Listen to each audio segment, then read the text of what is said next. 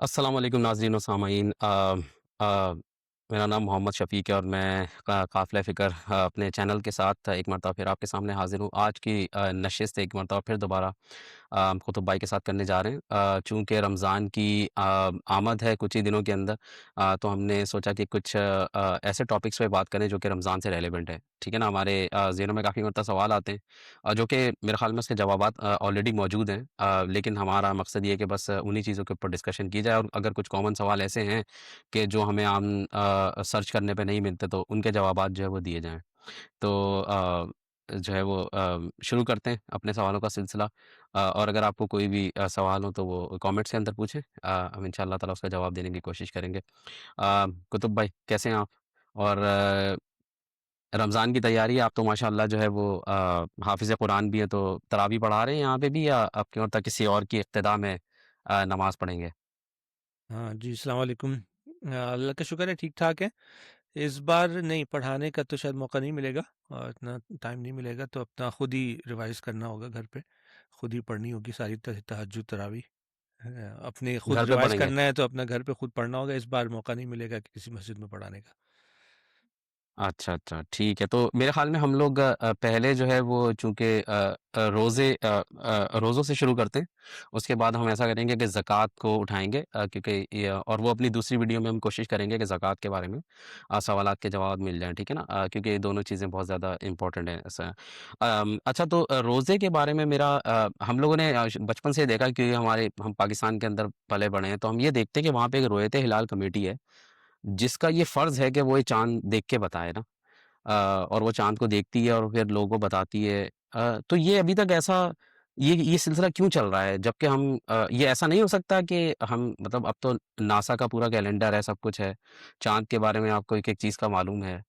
تو یہ کیوں ابھی تک یہ سلسلہ چل رہا ہے آپ کا؟ مطلب یہ ایک اس سے ہٹ کے ابھی سوال ہے، لیکن میں نے سوچا کہ ہم شروع وہاں سے ہی کرتے ہیں جو ہم نے چیزوں کو ہم نے آبزرو کیا ہے. اور ذہن میں سوالات آتے ہیں اس طرح کے کہ بھائی کیوں اسی کے ہم جو ہے نا وہاں پہ ایک ڈنر ہوتا ہے جہاں پہ سارے لوگ آتے ہیں، چاند کو دیکھتے ہیں، اس کا ٹھیک ٹھاک خرچہ ہوتا ہے، صحیح ہے نا وہ اور اکثر اس میں جو ہے نا یہ ہوتا ہے کہ ہمارے کسی اور ملک سے کچھ مطلب اور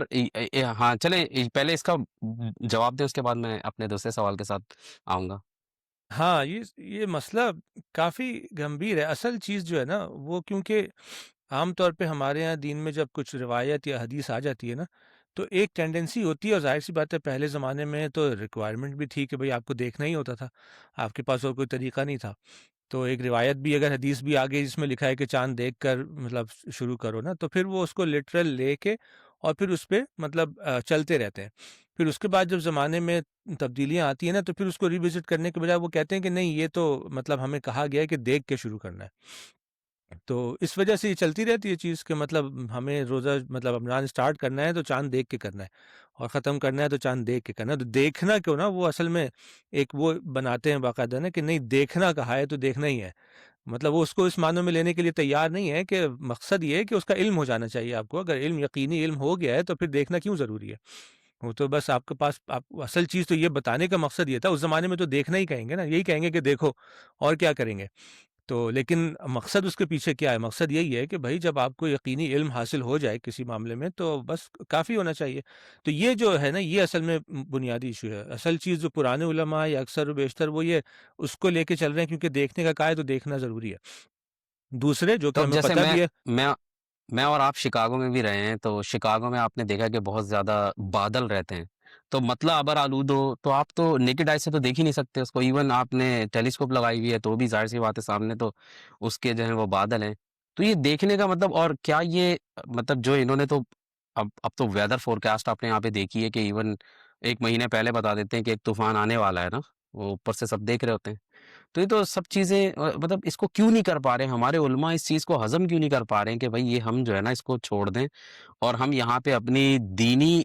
ذمہ داری کو پورا کریں، بجائے اس کے کہ امت کو اختلاف میں رکھیں. جیسے وہ ہمارے ایک پوپل زئی صاحب ہیں، ان کو ہر مرتبہ اختلاف ہوتا ہے، کچھ بھی ہو جائے وہ رویت ہلال کمیٹی سے ان کا اختلاف چل رہا ہوتا ہے نا، اور وہ ہوں ایک دن وہ کرتے ہیں، جس کی وجہ سے کیا ہوتا ہے کہ یہ چیز جو ہے نا وہ ایک یونٹی نہیں آ پاتی. اور عوام اور حکومت بھی اس چیز کی کوشش ہی نہیں کر رہی ہے کہ ہم جو ہے نا وہ لوگوں کو ایک پیج کے اوپر لے کے آئیں کہ ایک ہی دن اگر عید ہو سکتی ہے تو ہو. یہ کیوں اختلاف ہے نا، اس کو بیٹھ کے حل کریں. ہاں، اس میں 2 چیزیں ہیں نا، کہ ایک تو یہ کہ چلو یونٹی والی بات وہ میں ابھی بتاتا ہوں، لیکن اصل جو چیز تھی وہ یہی جو میں نے بتانا یہ چاہ رہا تھا کہ جب ایک چیز پہ پرانے علماء اٹک جاتے ہیں نا کہ نہیں یہ ہمیں دیکھ کے کرنا ہے نا، تو پھر اس سے ہٹانا بڑا مشکل کام ہوتا ہے، کیونکہ اس طرح کے مسائل ہوتے ہیں جیسے آپ نے کہے کہ بھائی اگر دیکھیں گے نہیں تو پھر کیا کرائٹیریا ہوگا،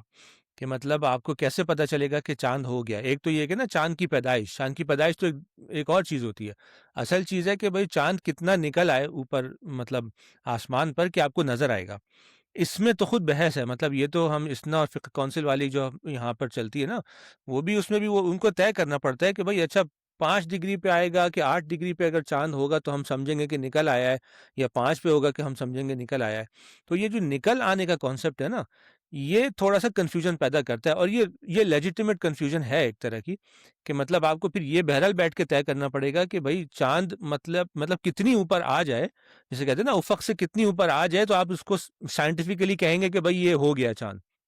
مطلب 0% بھی ہو سکتا ہے کہ بالکل افق پہ موجود ہو، اب پیدائش ایک بالکل ڈفرینٹ چیز ہے، لیکن جہاں پہ آپ کو اگر مثال کے طور پہ رمضان شروع کرنا ہے نا، تو آپ کو چاند کہاں پہ ہونا چاہیے؟ 0 ڈگری، 1 ڈگری، 2 ڈگری؟ اب یہ اتنی وہ ہے کہ اس کے لیے تو آپ کے پاس کوئی مطلب دینی بنیاد تو نہیں ہے بتانے کی کہ 5 ہونا چاہیے کہ 8 ڈگری ہونا چاہیے، کتنی اوپر۔ اب چیز لوگ یہی کہتے ہیں بھائی بس نظر آ جائے گا تو اس کا مطلب ہے کہ چاند ہو گیا، نہیں نظر آئے گا تو نہیں ہوا، اب 5 ڈگری ہو کہ 8 ڈگری ہو، تو وہ اس بنیاد پہ بھی ایک طرح کی کنفیوژن رہتی ہے،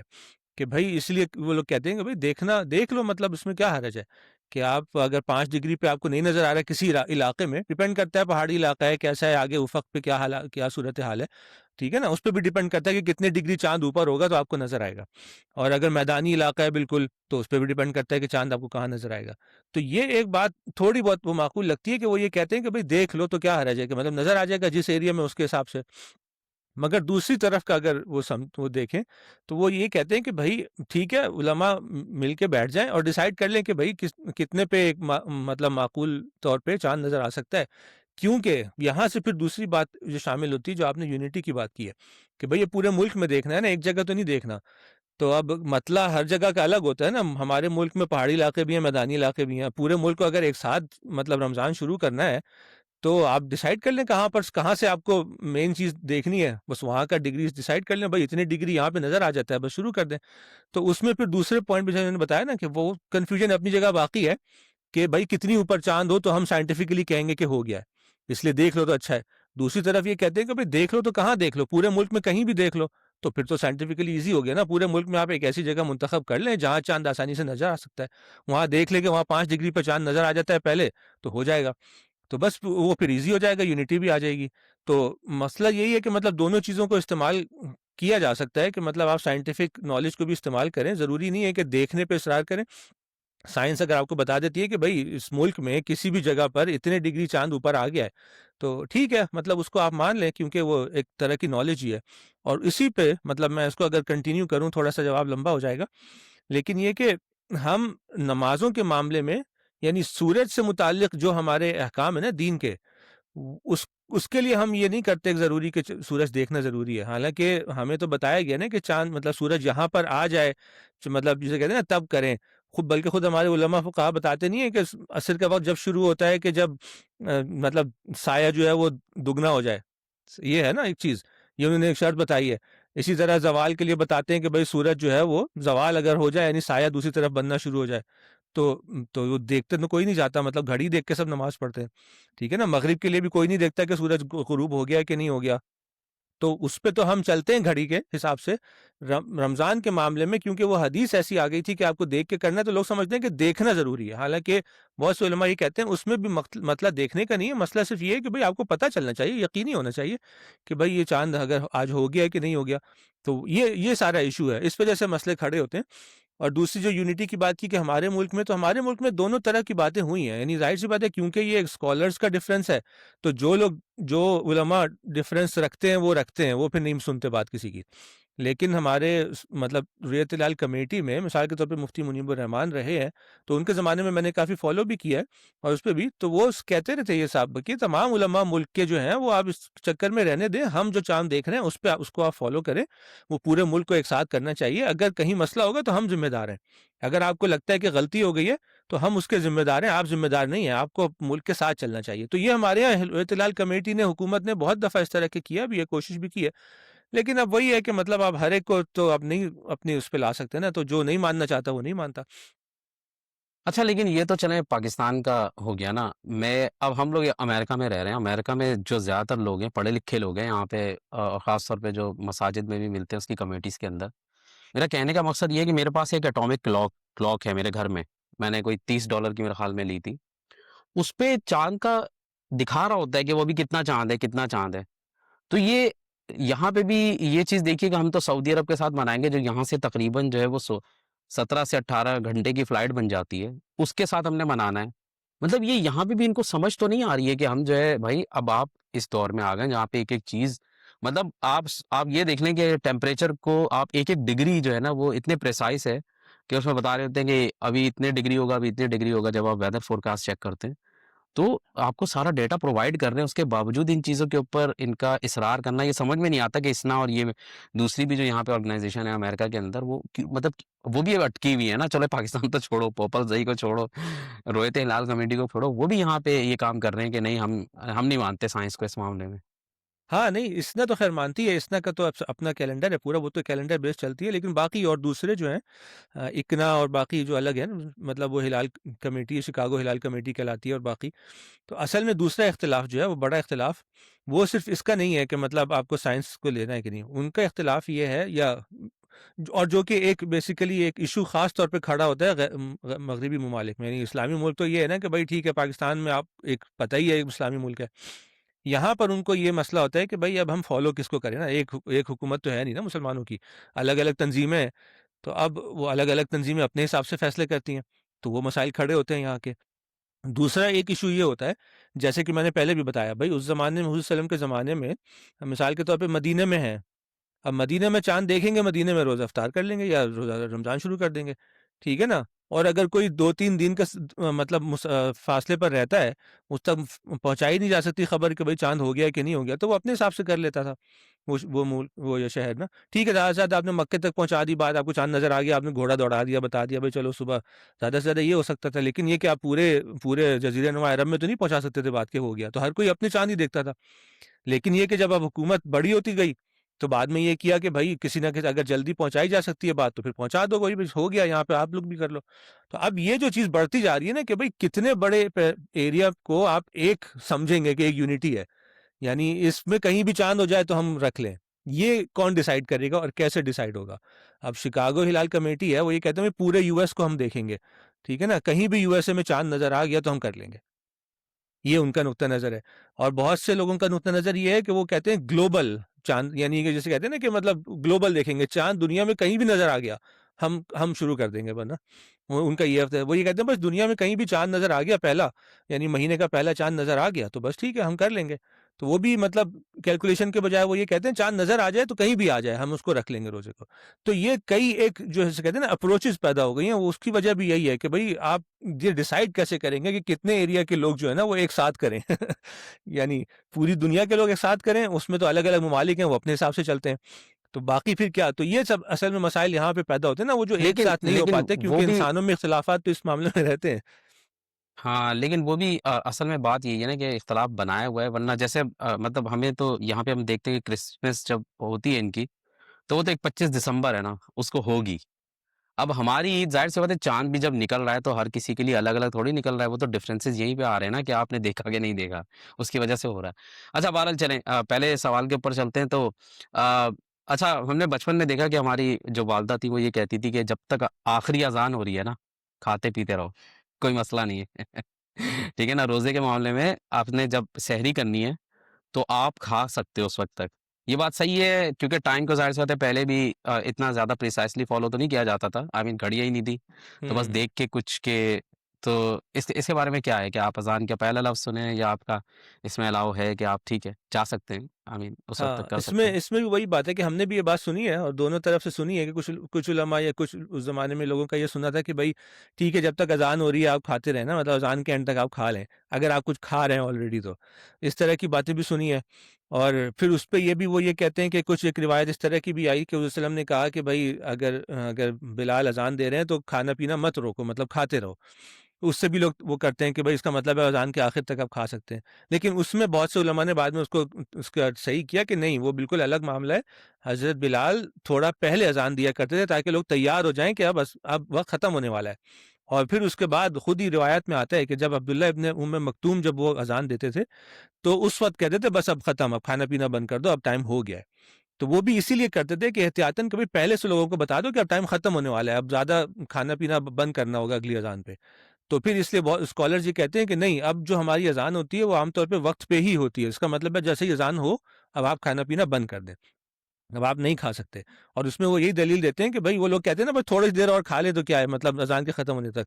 تو وہ یہ کہتے ہیں کہ بھائی ٹھیک ہے، اگر افطار کرنے سے آپ 1 منٹ پہلے افطاری مطلب روزہ کھول لیں، پھر کیا مسئلہ ہے اس میں؟ اگر آپ افطاری مطلب سحری ختم ہونے کے آپ 1 منٹ بعد تک سحری کر رہے ہیں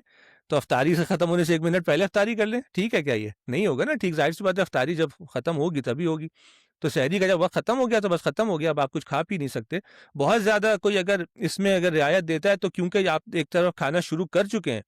تو پھر وہ یہ کرتے ہیں بھائی جو آپ کے منہ میں ہے یا اگر تھوڑا سا وہ آپ جلدی جلدی بس ختم کر کے ختم کریں، زیادہ سے زیادہ جو میں نے سنا ہے کسی اسکالرس کا۔ ورنہ یہ کہ یہ بات وہ میں نے یہ سنی ہے کہ لوگ کہتے ہیں کہ نہیں، سحری کا وقت سٹارٹ ہونے کا مطلب ہے کہ اب ہو گیا، اذان ہو گئی تو اب ختم ہو گیا، اب آپ کچھ کھانا پینا شروع تو نہیں کر ہی نہیں سکتے سرے سے۔ اگر آپ کے منہ میں ہے تو ٹھیک ہے، وہ تو آپ کچھ تھوکنا تو نہیں ہے، اس کو آپ کھا لیں، ٹھیک ہے نا؟ لیکن یہ نہیں ہے کہ پوری پلیٹ بھرے بیٹھے ہیں اور کھائے جا رہے ہیں مطلب ایکنے والا دونے والا آپ کو کھانا تھا کھا لیا ختم کرے، ہاں، اس ہاں، طرح کا ہے۔ صحیح سے۔ اچھا میرے خیال میں یہ بھی تو ہو سکتا ہے نا کہ وہ ڈسپلن میں لانے کے لیے کہ بھئی اب بس اب کریں، کیونکہ ہو سکتا ہے کہ لوگوں نے اس کو کنٹینیو کیا ہو کہ اب تھوڑا کھا سکتے ہیں۔ اور مغرب میں تو یہ ہوتا ہے نا کہ مغرب میں جو اذانیں ہیں نا وہ ایک ساتھ ہوتی ہیں، لیکن جو فجر کی اذان ہے نا پاکستان میں وہ ہر اس کا جیسے 5 منٹ الگ ہیں، یہ وہ مطلب وہ اس طریقے سے کر رہے ہوتے ہیں وہاں پہ، اور اگر وہ شروع بھی ہو جائے نا تو اس میں اذانیں لمبی ہوتی ہیں کچھ کی۔ تو وہ یہ اصل میں والدہ کہتی تھی کہ ابھی آرام سے کھاؤ پیو، کوئی مسئلہ نہیں ہے لیکن میرا جو سوال تھا وہ یہ تھا کہ کیا اس سے روزہ جو ہے وہ آپ کا ضائع ہو جائے گا اگر کوئی یہ کر رہا ہے، یا مطلب یہ اللہ کو پتہ ہے اور ہم اس میں کچھ نہیں بول سکتے کہ وہ اس کو قبول کرنا ہے تو قبول کرے گا، لیکن آمین رکھنا چاہیے؟ وہ تو آدمی کی نیت پر ہے نا بھائی، اگر وہ روزہ رکھنے کی نیت کر رہا ہے، اگر اس کو پتہ ہی یہ چلا ہے غلط کہ ہم کھا سکتے ہیں اذان تک، تو اس کا تو روزہ تھوڑی خراب ہوتا ہے، وہ تو اس کو نالج ہی یہی ہے اس کے پاس۔ مطلب روزہ خراب اسی کا ہوگا جو جان بوجھ کے کر رہا ہوگا کہ نہیں میں تو تھوڑی دیر اور کھا لوں گا، کوئی بات کھاؤں نہیں ہے۔ گا تو مطلب وہ الگ بات ہوتی ہے، وہ ایسا کوئی بھی نہیں کرتا، ظاہر سی بات ہے، ہر کوئی روزہ رکھنے کے لیے سارے دن بھوکا رہنا ہے تو روزہ ضائع تھوڑی کرنا چاہتا ہے کوئی۔ تو جو لوگ یہ کام ہوں، کر رہے ہوتے ہیں یا اذان میں کھا رہے ہوتے ہیں، وہ ان کا کوئی قصور نہیں ہے، کیونکہ وہ ظاہر سی بات ہے انہوں نے اگر کسی اسکالر سے علماء سے یہ بات سنی ہوئی ہے، وہ اس پر عمل کر رہے ہیں تو اللہ تعالیٰ قبول کرے گا ان کو، اس میں کیا ہے۔ لیکن جس کو پتہ چل گیا ہے، جس کو بتا دیا گیا کہ نہیں بھائی آپ کو سحری پہ رکنا ہے، وہ کہے کہ نہیں میں تو اس کے بعد بھی کروں گا، مطلب اگر وہ اطمینان ہو گیا اس کا ان اسکالرس پہ، وہ کہہ رہے تھے کہ نہیں میں تو بعد میں بھی کھاؤں گا، تو پھر اس کا مسئلہ ہے، پھر وہ اس کو خود سوچنا چاہیے کہ وہ کیا کر رہا ہے۔ اچھا اور آج کل تو ایسا ہے نا کہ جیسے ہم تو جیسے رہتے ہیں تو ہمارے پاس وہ فون ہوتا ہے جو کہ جس کا کلاک جو ہے وہ بہت ہی زیادہ ایکوریٹ ہے، صحیح ہے نا؟ وہ تو آپ کا گلوبل کلاک کے اوپر چل رہا ہے، لیکن اگر آپ کے گھر میں کوئی گھڑی وڑی ہے نا تو وہ سلو چل رہی ہوتی ہے، ہلکا ہلکا اس کا ٹائم پیچھے ہوتا جاتا ہے کیونکہ وہ سلو چل رہی ہوتی ہے۔ تو گاؤں کے اندر اگر ابھی بھی دیہات میں ایسی ہوتی ہیں کہ آپ کے پاس ایک تو گھڑیاں زیادہ نہیں ہیں یا وہ،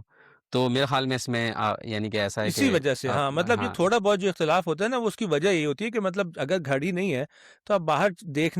کے اگر جو لوگ روزہ چھوڑ رہے ہیں نا، ان میں تھوڑی دیر سے ہو جاتی ہے اپنے حساب سے کہ بھائی ٹھیک ہے، تھوڑا دیر سے آپ کو پتہ چلا کہ سحری کا وقت ختم ہو گیا ہے، ٹھیک ہے نا، تو آپ نے اس وقت روک دی۔ وہ اس وجہ سے بھی کچھ روایات کی میں وہ جسے کہتے ہیں نا کچھ اختلافات آ جاتے ہیں کہ بھائی ٹھیک ہے تھوڑا اس وقت تک، لیکن یہ کہ جب اب وہی بات ہے اگر ہم اور چیزوں میں کہہ رہے ہیں تو اس میں بھی اگر ہمیں گھڑی سے پتہ چل گیا ہے کہ بھائی اب ٹائم ختم ہو گیا تو پھر ہمارے پاس تو اب کوئی بہانہ نہیں ہے اس معاملے میں۔ لیکن یہ کہ ہاں جن لوگوں کے پاس گھڑیاں نہیں ہیں یا کچھ اس طرح کے مسائل ہیں، وہ پھر اپنے حساب سے کوشش کریں کہ صحیح وقت دیکھیں، جو بھی ان کو صحیح لگتا ہے اس پہ کریں، شروع کریں اس۔ اچھا ایک بہت زیادہ نوجوانوں کے اندر جو ہے نا ایک بہت زیادہ چیز جو ہے وہ ابھی میں دیکھ رہا ہوں کہ زیادہ تر نا لوگ اٹھتے نہیں ہیں، کہتے ہیں ہم نہار منہ روزہ رکھ لیں گے، جبکہ ہم نے تو بچپن سے ہی سنا ہے کہ بھائی جو سحری ہے نا اس کا ثواب ہے، آپ کو کرنا چاہیے، لیکن وہ کیا کہتے ہیں نہار منہ ہم مطلب سوتے رہیں گے، اور آئی ڈونٹ نو کہ نماز بھی پڑھتے ہیں کہ نہیں پڑھتے، لیکن یہ روزے کا تو مقصد ہی یہ ہوتا ہے کہ آپ صبح میں اٹھیں، نماز پڑھیں، اس کے بعد جو ہے پورا دن روزہ رکھیں اور اس کے بعد جو ہے وہ آپ افطاری کریں۔ تو اس کے بارے میں کوئی ایسی حدیث یا کچھ ہے یا بس ہاں، انڈرسٹینڈنگ ہی اس ہے؟ کے بارے میں تو حضور صلی اللہ علیہ وسلم نے کافی تاکید کی ہے کہ سحری کیا کرو، مطلب اس کے بارے میں حضور صلی اللہ علیہ وسلم کی کافی وہ ہے، لیکن وہی بات ہے کہ مطلب اگر آپ اس معاملے میں دیکھیں گے کہ مجھے روزہ تو ہو جائے گا، آپ نے سحری نہیں بھی کی تو مطلب اس سے روزہ تو نہیں ٹوٹتا، لیکن یہ کہ اس کی اہمیت ہے اپنی جگہ پہ کہ سحری کیا کرو۔ حضور صلی اللہ علیہ وسلم نے کہا ہے کہ مطلب یہ معمول بنا لینا کہ بھوکے بھوکے ساری رات بھوکا، سارا دن بھوکا رہنا، یہ مطلوب نہیں ہے اللہ تعالیٰ کو۔ اللہ تعالیٰ کو مطلوب یہ ہے کہ بھئی جو وقت ہے روزے کا بس اسی کو رکھو، اس کا مطلب ہے سحری کرو اور افطاری کرو، افطاری میں بھی جلدی کرو، اسی لیے یہ بات بھی کہی ہے کہ افطاری میں جلدی کرو، خواہ نہیں ڈیلے کرو کہ نہیں اب میں تھوڑی دیر بعد کھا لوں گا، یہ نہیں کرو، افطاری کا ٹائم ہو گیا تو فوراً کھولو روزہ نا اور فوراً افطاری کرو۔ تو مطلب یہ کہنے کا کہ اس میں لوگ جو ہے نا وہ غلو یعنی کسی زیادتی میں نہ پڑ جائیں کہ مطلب کہ نہیں ہمیں جو ہے وہ ہم اور لمبا روزہ رکھیں گے تو ہمیں تو اور ثواب ملے گا، اس طرح کی کوئی چیز نہیں ہے دین میں۔ تو روزہ اتنا ہی ہونا چاہیے جتنا ہے، تو اس لیے اس کی تاکید کی گئی ہے کہ بھئی سحری بھی کرو اور افطاری بھی جلدی کرو، تاکہ لوگوں کو مطلب اس میں رہیں ایک بیلنسڈ اپروچ رہے ہمیشہ کی طرح۔ تو یہ لیکن ایک تاکید آئی ہے اس کی اور اہمیت بھی ہے۔ اچھا اب جو روزہ ہم نے دیکھا ہے کہ اکثر جو ہے نا خود بھی ایسے کام کیے ہیں بہرحال کہ روزہ رکھ لیا اس کے بعد 12 بجے تک سو رہے ہیں نا، 1 بجے اٹھے، ظہر پڑی تو روزہ اتنا سا رہ گیا اس کے بعد نا، ٹھیک ہے؟ تو اس کے بارے میں کیا ہے مطلب روزے کی روح کیا ہے نا کہ آپ روزہ آپ کے اوپر کس لیے مطلب یہ کہ کس لیے اتنی تاکید کہ یہ ایک پلرز کے اندر ہے، اسلام کے جو کچھ پلرز ہیں اس کے اندر سے یہ ہے، تو اس کی روح کیا ہے نا؟ اور ہم لوگ جو ہے ظاہر سی بات ہے ہماری پریکٹس کچھ اور ہے اس کے بارے میں، تو اس کے بارے میں کچھ فرمائیں۔ ہاں، اس کی اصل میں روح جو ہے نا روزے کی روح خاص طور پہ جو ہے نا بہت ساری عبادات ہوتی ہے نا تو یہ عبادت جو ہے اس کی روح ہے اطاعت یعنی اللہ تعالیٰ کا حکم ماننا۔ اب اللہ تعالیٰ کا حکم ماننا ہے اور یہ ایک ایسی عبادت ہے کہ جس میں کوئی دوسرا جج کر ہی نہیں سکتا آپ کو، مطلب آپ کو پتہ ہے نا آپ نے کچھ بیچ میں کھایا ہے کہ نہیں کھایا، تو یہ ہوں، ایک ہوں، ایسی عبادت ہے کہ مطلب آپ کو اپنے طور پہ ہی کرنی ہے جو کچھ کرنی ہے، کوئی دوسرا اس میں شامل ہو ہی نہیں سکتا۔ بھائی آپ باقی کر رہے ہیں، نماز پڑھ رہے ہیں، کچھ بھی کر رہے ہیں، لوگ دیکھ ہی رہے ہیں نا، زکوٰۃ دیں گے کسی کو پتہ چل ہی جائے گا نا زکوٰۃ دے رہے ہیں۔ بھائی ٹھیک ہے روزہ آپ نہیں رکھ رہے، اگر روزہ بیچ میں آپ چپ چاپ کھا رہے ہیں کسی کو نہیں پتہ چلے گا، سب سمجھیں گے آپ نے روزہ رکھا ہوا ہے۔ تو یہ عبادت ایسی رکھی ہوئی ہے کہ یہ مطلب کسی کو پتہ چل بھی نہیں سکتا اگر آپ نے روزہ توڑ دیا، آپ نے نہیں رکھا ہے نا، تو یہ اس طرح کی عبادت ہے۔ لیکن یہ کہ اس کی روح یہی ہے کہ آپ کو اصل میں اطاعت کرنی ہے تو آپ نہیں کھائیں گے، اگر آپ صرف دکھاوا کر رہے ہیں تو آپ کر لیں جو کرنا ہے۔ تو یہ اطاعت کی روح ہے کہ مطلب آپ کو روزہ رکھنا اللہ تعالیٰ کا حکم ماننا ہے، کیونکہ جو حرام کام ہوتے ہیں جو غلط کام ہوتے ہیں وہ تو آپ کو نہیں کرنے لیکن آپ وہ کر رہے ہوتے ہیں، ٹھیک ہے نا۔ اس رمضان کے مہینے میں پریکٹس اس بات کی کرائی جاتی ہے کہ جو آپ کی بنیادی ضرورتیں ہیں نا جبلتیں ہیں، مطلب کھانا پینا ہے اور جنسی جبلت جو ہے اس سے اگر آپ کو روکا جا رہا ہے اور اگر وہ جس حالت میں جائز ہے تو جائز سے بھی روکا جا رہا ہے، تو وہ بھی آپ کو جسے کہتے ہیں نا اللہ تعالیٰ سے تو آپ چھپ نہیں سکتے، لوگوں سے چھپ کے آپ کر سکتے ہیں لیکن آپ نہ کریں۔ تو یہ اصل میں اس طرح آپ کے دل کے اندر اللہ تعالیٰ کی اطاعت کو پھیلاتا ہے کہ بھائی میں کوئی اور نہیں دیکھ رہا، اللہ تعالیٰ دیکھ رہا ہے، میں کسی اور کے لیے تو نہیں کر رہا، میں جو کچھ بھی کروں گا اللہ تعالیٰ کو تو پتہ چل جائے گا نا، تو اگر مجھے نہیں کرنا ہے تو پھر مجھے نہیں کرنا، تو میں اگر جائز کام بھی میں رک رہا ہوں جائز کام سے بھی تو یہ تو اطاعت کی پریکٹس ہے، اور پھر بعد میں ظاہر سی بات ہے اگر حرام کام سے رکنا اور آسان ہو جاتا ہے۔ تو یہ اس طرح کی ہے کہ مطلب پورا ہر عبادت کی اپنی اپنی الگ جسے کہتے ہیں نا آبجیکٹو ہوتا ہے، تو اس کا آبجیکٹو جو ہے وہ یہی ہے اس کے اطاعت کے، مطلب آپ کو بغیر کسی اس کے صرف آپ کو یہ پتہ چلتا ہے کہ اللہ تعالیٰ دیکھ رہا ہے مجھے نا، اور کسی کو کچھ نہیں پتہ چلے گا، اللہ تعالیٰ کو پتہ چل جائے گا، بس اب آپ کریں اطاعت اللہ تعالیٰ کی، آپ نہ کریں جائز کام بھی۔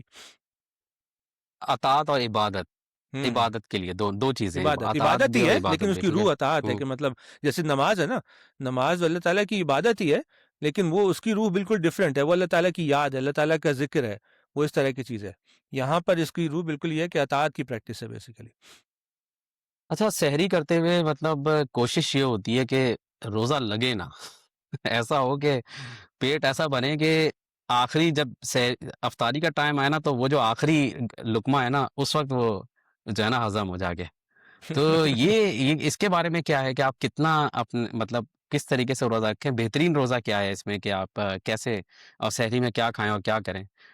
کہ آپ کا روزہ جو ہے نا وہ بہترین ہو، عبادت بھی پھر بہترین ہو؟ ہاں، مطلب اس میں تو اب یہ تو ایک ڈفرینٹ ٹاپک ہے نا، اصل بات تو وہی ہے کہ بھئی آپ اتنا تو کھا نہیں سکتے نا کہ آخر تک ہی آپ کو مطلب چل جائے، وہ بہرحال بیچ میں بھوک تو لگی جائے گی، تو آپ جتنا بھی کھا لیں تو یہ تو تجربات کی بات ہے جو لوگ بتاتے ہیں، اور علماء تو یہ بتائیں گے کہ بھئی ایسا نہ کرو کہ مطلب روزہ سارا آپ کا جو ہے نا وہ اونگتے ہوئے یا اس طرح کے گزرے، مطلب آپ کو بہرحال روزے میں عبادت کرنی چاہیے، روزے میں کچھ اس طرح کی چیز ہونی چاہیے۔ تو یہ چیزیں علماء بتاتے رہتے ہیں، اس میں یہی اور بات مناسب یہی لگتی ہے کہ بھئی افطاری بیلنس ہونی چاہیے، بھئی آپ ایسی مطلب سحری بیلنس ہونی چاہیے کہ مطلب آپ کا مطلب بس پیٹ بھر جائے یا جو بھی ہے، لیکن اتنا بھی نہ ہو کہ مطلب دن بھر آپ کا پیٹ میں درد رہے کہ اتنا کھا لیا تھا کہ اب آپ سے ہلا بھی نہیں جا رہا، تو یہ بھی نہیں ہونا چاہیے۔ اور جتنا بھی آپ کھائیں گے وہ ختم تو ہو ہی جائے گا، وہ آپ کو بھوک تو لگی جائے گی، تو اس کے چکر میں پڑنا بھی نہیں چاہیے۔ تو بس وہ جسے کہتے ہیں نا ایک بیلنس ڈائٹ رکھیں اپنے، آپ اس طرح کی چیزیں آپ چوز کر سکتے ہیں، جیسے کہ لوگ بتاتے ہیں نا کہ بھئی اس چیز سے پیاس کم لگتی ہے یا اس چیز سے بھوک کم لگتی ہے، ٹھیک ہے، لیکن بہت زیادہ پیٹ بھر لیا آپ نے تو اس کا فائدہ نہیں ہے۔ اصل چیز تو وہی ہے کہ بھئی بھوک تو لگے گی، اور لگے گی تو آپ کو برداشت تو کرنا ہے، لیکن آپ یہ نہیں کریں کہ مطلب آپ بقیہ روزہ بھی برباد کر دیں اس چکر میں کہ بھئی آپ کا طبیعت اندر سے خراب ہو رہی ہے، قے آ رہی ہے، وہ ہو رہا ہے، یہ سب چیزیں ہو رہی ہیں، فائدہ اس کا پھر کوئی فائدہ نہیں ہوتا۔ تو یہی بتاتے کھٹ ہیں بھئی بزرگ وغیرہ کھٹی علماء بھی کہ بھئی آپ ڈکاریں آ ہاں رہی ہیں۔ بیلنس رکھیں، میانہ روی اختیار کریں، کھانا اتنا کھائیں جتنا آپ کھاتے ہیں، پورا دن تو نہیں چلنا ویسے بھی تو خواہ جو ہے اپنے پیٹ پہ ظلم کرنا بھی ٹھیک نہیں ہے۔ تو بس روزے میں آپ کو ایکٹیو بھی ہونا چاہیے ایک طرح سے۔ اچھا وہ تو جو مطلب کچھ آج کل کی مطلب جو نیو جنریشن ہے، چونکہ اب ہمارے زمانے میں تو اتنا زیادہ ٹی وی وغیرہ اس طرح سے نہیں تھا، تو اب مطلب روزہ رکھ کے پورا دن فلمیں دیکھتے رہنا، ڈرامے دیکھتے رہنا، دن گزر رہا ہے، آپ کے حالات میں ذرا سی بھی کوئی چینجز نہیں آئی ہیں، تو یہ آپ نے دیکھا ہوگا، اس پہ کیا، اور خاص طور پہ جو خواتین ہیں گھر میں وہ ڈرامے لگا کے مطلب چل رہے ہیں، سب کچھ دیکھ رہے ہیں، میوزک بھی چل رہا ہے اس میں، ٹھیک ہے نا، ڈراموں سے آ رہا ہے، تو اس کا کیا کیا کرنا چاہیے، مطلب روکیں اپنے ہاں آپ کو، مطلب کیا کریں؟ یہ تو یہ بات تو بالکل بات سمجھ میں آنے کی ہے کہ بھائی رمضان کا جو مہینہ اللہ تعالیٰ نے دیا ہے نا، وہ دیا اس لیے کہ بھائی آپ کچھ الگ کریں نا اس میں، مطلب آپ کچھ اپنے آپ کو تھوڑا دین سے قریب کریں، اللہ تعالیٰ سے قریب کریں، قرآن مجید سے قریب کریں تھوڑا جب آپ کو اللہ تعالیٰ نے جائز کاموں سے روک دیا ہے تو آپ ایسے کام کیوں کر رہے ہیں جس کا روزے سے ویسے ہی کوئی تعلق نہیں بنتا؟ تو یہ تو خود سے ہمیں لوگوں کو بتانے کی بھی ضرورت ہے کہ یہ ڈرامے اور اس طرح کی چیزیں اور تفریحات وغیرہ خاص طور پہ روزے کے دوران تو بالکل بھی نہیں ہونی چاہیے۔ مطلب بڑے لوگوں میں، میچور لوگوں میں تو بالکل نہیں، باقی بچے اچھے ہیں ان کو آپ ظاہر سی بات ہے سمجھا سکتے ہیں۔ ہمارے یہاں بھی یہ بہت رواج ہوتا ہے نا کہ روزے میں کرکٹ کھیلنے چلے جاتے ہیں اور یہ سب کرنے چلے جاتے ہیں، اس سے بھی مطلب ہمیں کہنا چاہیے کہ بھائی ٹھیک ہے، ایک تو یہ کہ تمہارے اوپر مطلب اوور آل بوجھ بھی پڑے گا، اور دوسرا یہ کہ روزہ بھی خراب ہوگا، خراب اس حساب سے کہ پھر آگے جو پڑھ کے سوئیں گے یا یہ کہ پھر الٹے پڑے رہیں گے، نہ کسی کام کے نہ کچھ کہ بھائی پیاس لگ رہی ہے، تو یہ سب چیزیں بھی مناسب نہیں ہے۔ اگر بڑا کوئی ہو گیا ہے باشعور ہے تو ہر ایک کو یہ بتانا چاہیے بھائی رمضان میں خاص طور پہ روزے کے دوران بھی آپ عبادت کریں اللہ تعالیٰ کی، آپ اپنی یہ تمام جسے کہتے ہیں نا لغو باتیں یا لہو یا جو تفریحات کی چیزیں ان سے اجتناب کرنا چاہیے، کیونکہ حضور صلی اللہ علیہ وسلم نے جو بات کہی ہے، حالانکہ وہ تو یہ جسے کہتے ہیں نا کہ جھوٹ اور اس کے حوالے سے بات کہی تھی کہ اگر کوئی روزہ رکھ کے بھی کوئی جھوٹ بولتا ہے اور اس طرح کے کام کرتا ہے تو اللہ تعالیٰ کو اس کی بھوک اور پیاس کا کوئی فائدہ نہیں ہے، کوئی ضرورت نہیں ہے اللہ تعالیٰ کو اس کی۔ تو اسی حساب سے ہمیں سوچنا چاہیے کہ بھئی اگر ہم چلو جھوٹ نہیں بھی بول رہے ہیں لیکن ایسے کام کر رہے ہیں جو ایک کوئی فائدہ نہیں ہے، جس کا نہ دنیاوی کوئی فائدہ ہے نہ آخرت میں کوئی فائدہ ہے، بس ایک بیکار سا کام ہے، وقت گزاری والا کام ہے، اس سے ہمیں پوری طرح اجتناب کرنا چاہیے۔ میرا تو یہی ہے جو، اور میں کیا مطلب اسکالر سے ہی سنا ہے، علماء بھی یہی بتاتے رہتے ہیں کہ بھئی رمضان میں ہمیں پوری کوشش یہی کرنی چاہیے کہ اللہ تعالیٰ کی طرف ہی سارے وہ کام کریں جس سے آپ کوئی نہ کوئی دینی یا عبادت کا کام ہوتا ہے۔ باقی ہاں آپ کی جاب ہے وہ ایک الگ چیز ہے، آپ جاب کر رہے ہیں وہ تو آپ کو کرنا ہی ہے، جو آپ کی اپنی ذمہ داریاں ہیں وہ پوری کرنی ہے، لیکن تفریحات میں آپ کو کمی کرنی چاہیے، مطلب تفریحات سے آپ کو بچنے کی کوشش کرنی چاہیے، زیادہ سے زیادہ دل لگائیں قرآن میں اور نماز میں۔ ہاں، تو اس میں مطلب ہم بھی آج کل اس کی ایڈکشن ہوئی بھی ہے کہ ریلز دیکھنا، ٹک ٹاک دیکھنا، مطلب آپ کے ہاتھ میں فون ہے، فیس بک پہ چلے گئے، وہ دیکھتے رہنا، ٹھیک ہے نا؟ تو اس میں وقت جو ہے نا وہ کافی زیادہ گزرتا ہے، تو میرے خیال میں اس کا کرنا چاہیے۔ اچھا، کافی سارے لوگوں کو عادت ہوتی ہے سگریٹ پینے کی، سگریٹ پیے بغیر رہا نہیں جاتا، یہ سوال کافی مطلب آتا رہا ہے، تو سگریٹ پینا یا پھر جو ہے وہ میرے خیال میں ڈائبٹیز ہے تو شاید انسولین وغیرہ کے انجیکشن لگانا، یا کوئی اسی طرح کہ آپ کو آپ بیمار ہو گئے، آپ نے جانا ہے ہاسپٹل اور آپ کو کوئی دوا یعنی کہ اس کے تھرو، سرنج کے تھرو جو ہے وہ دی جائے، تو وہ جائز ہے سب کچھ یا اس کی ممانعت ہے؟ हाँ, इसमें सबसे तो पहले कई सिगरेट चीज़ें हैं। का। हाँ, सिगरेट में तो मैंने ज़्यादातर का सुना है कि नहीं, वो जायज़ नहीं है, क्योंकि एक तो ये कि उसका काम ही यही है कि मतलब आपके जिस्म को तवानाई पहुँचाए ना, मतलब आप ज़ाहिर-सी बात है, एक ऐसी चीज़ है जिससे आप अगर एडिक्शन होती है तो उसका यही होता है ना कि मतलब आप अगर सिगरेट पिएँगे तो आपको थोड़ी-सी महसूस होता है कि आप अब थोड़ा एनर्जी आ गई है, थोड़ी-सी तवानाई महसूस होती है। और है भी मुँह के अंदर से, हलक के अंदर से जा रही है, तो लोग उलमा ये बताते हैं कि भाई मुँह के और हलक से कोई भी चीज़ आप खा पी नहीं सकते, लेकिन फिर उसमें उसको ऐड करते हैं, भाई खा पी तो नहीं रहे, लेकिन इसका मकसद तो यही है ना कि आप अपने आप को एनर्जी पहुँचा रहे हैं। तो सिगरेट इसीलिए मना करते हैं हमेशा से कि वो सिगरेट आप नहीं पी सकते। बाकी जहाँ तक दवाओं का ताल्लुक है ना, उसमें अलबत्ता मैंने 2 अलग-अलग मतलब बातें सुनी हैं। हमारे यहाँ ये ज़्यादातर ये बात रही है कि अगर आप कोई दवा डाल रहे हैं आँख में या नाक में और वो हलक के रास्ते से अंदर जा रही है, तो वो आप नहीं कर सकते। ये भी एक मतलब मैंने नुक्ता नज़र है, सुना हुआ है। लेकिन ये कि अब काफ़ी स्कॉलर्स को मैंने ये कहते सुना है कि नहीं, दवाओं का मसला वो नहीं है, मतलब अगर आपने आँख में, नाक में या कान में दवा डाली है, 1-2 कतरे ही डालते हैं, ज़ाहिर-सी बात है, और वो अगर आपने दवा के तौर पे डाली है तो उससे रोज़ा नहीं टूटता, खाने-पीने से कुछ टूटता है। दूसरा वो ये कहते हैं कि इंजेक्शन भी, अगर आप दवा का इंजेक्शन है तो फिर उसमें आपको जैसे इंसुलिन है, वो कहते हैं कि नहीं, इंसुलिन वगैरह से तो रोज़ा नहीं टूटेगा। लेकिन ये कि अगर आप दवा या इंजेक्शन ले ही ख़ास तौर पे इसलिए रहे हैं कि मतलब आपके जिस्म में, जैसे कहते हैं ना कि तवानाई आने के लिए या इस तरह की किसी चीज़ के लिए आप ले रहे हैं, तो फिर गलत है। अगर प्रॉपर आपकी दवा है और सिर्फ़ दवा ही है,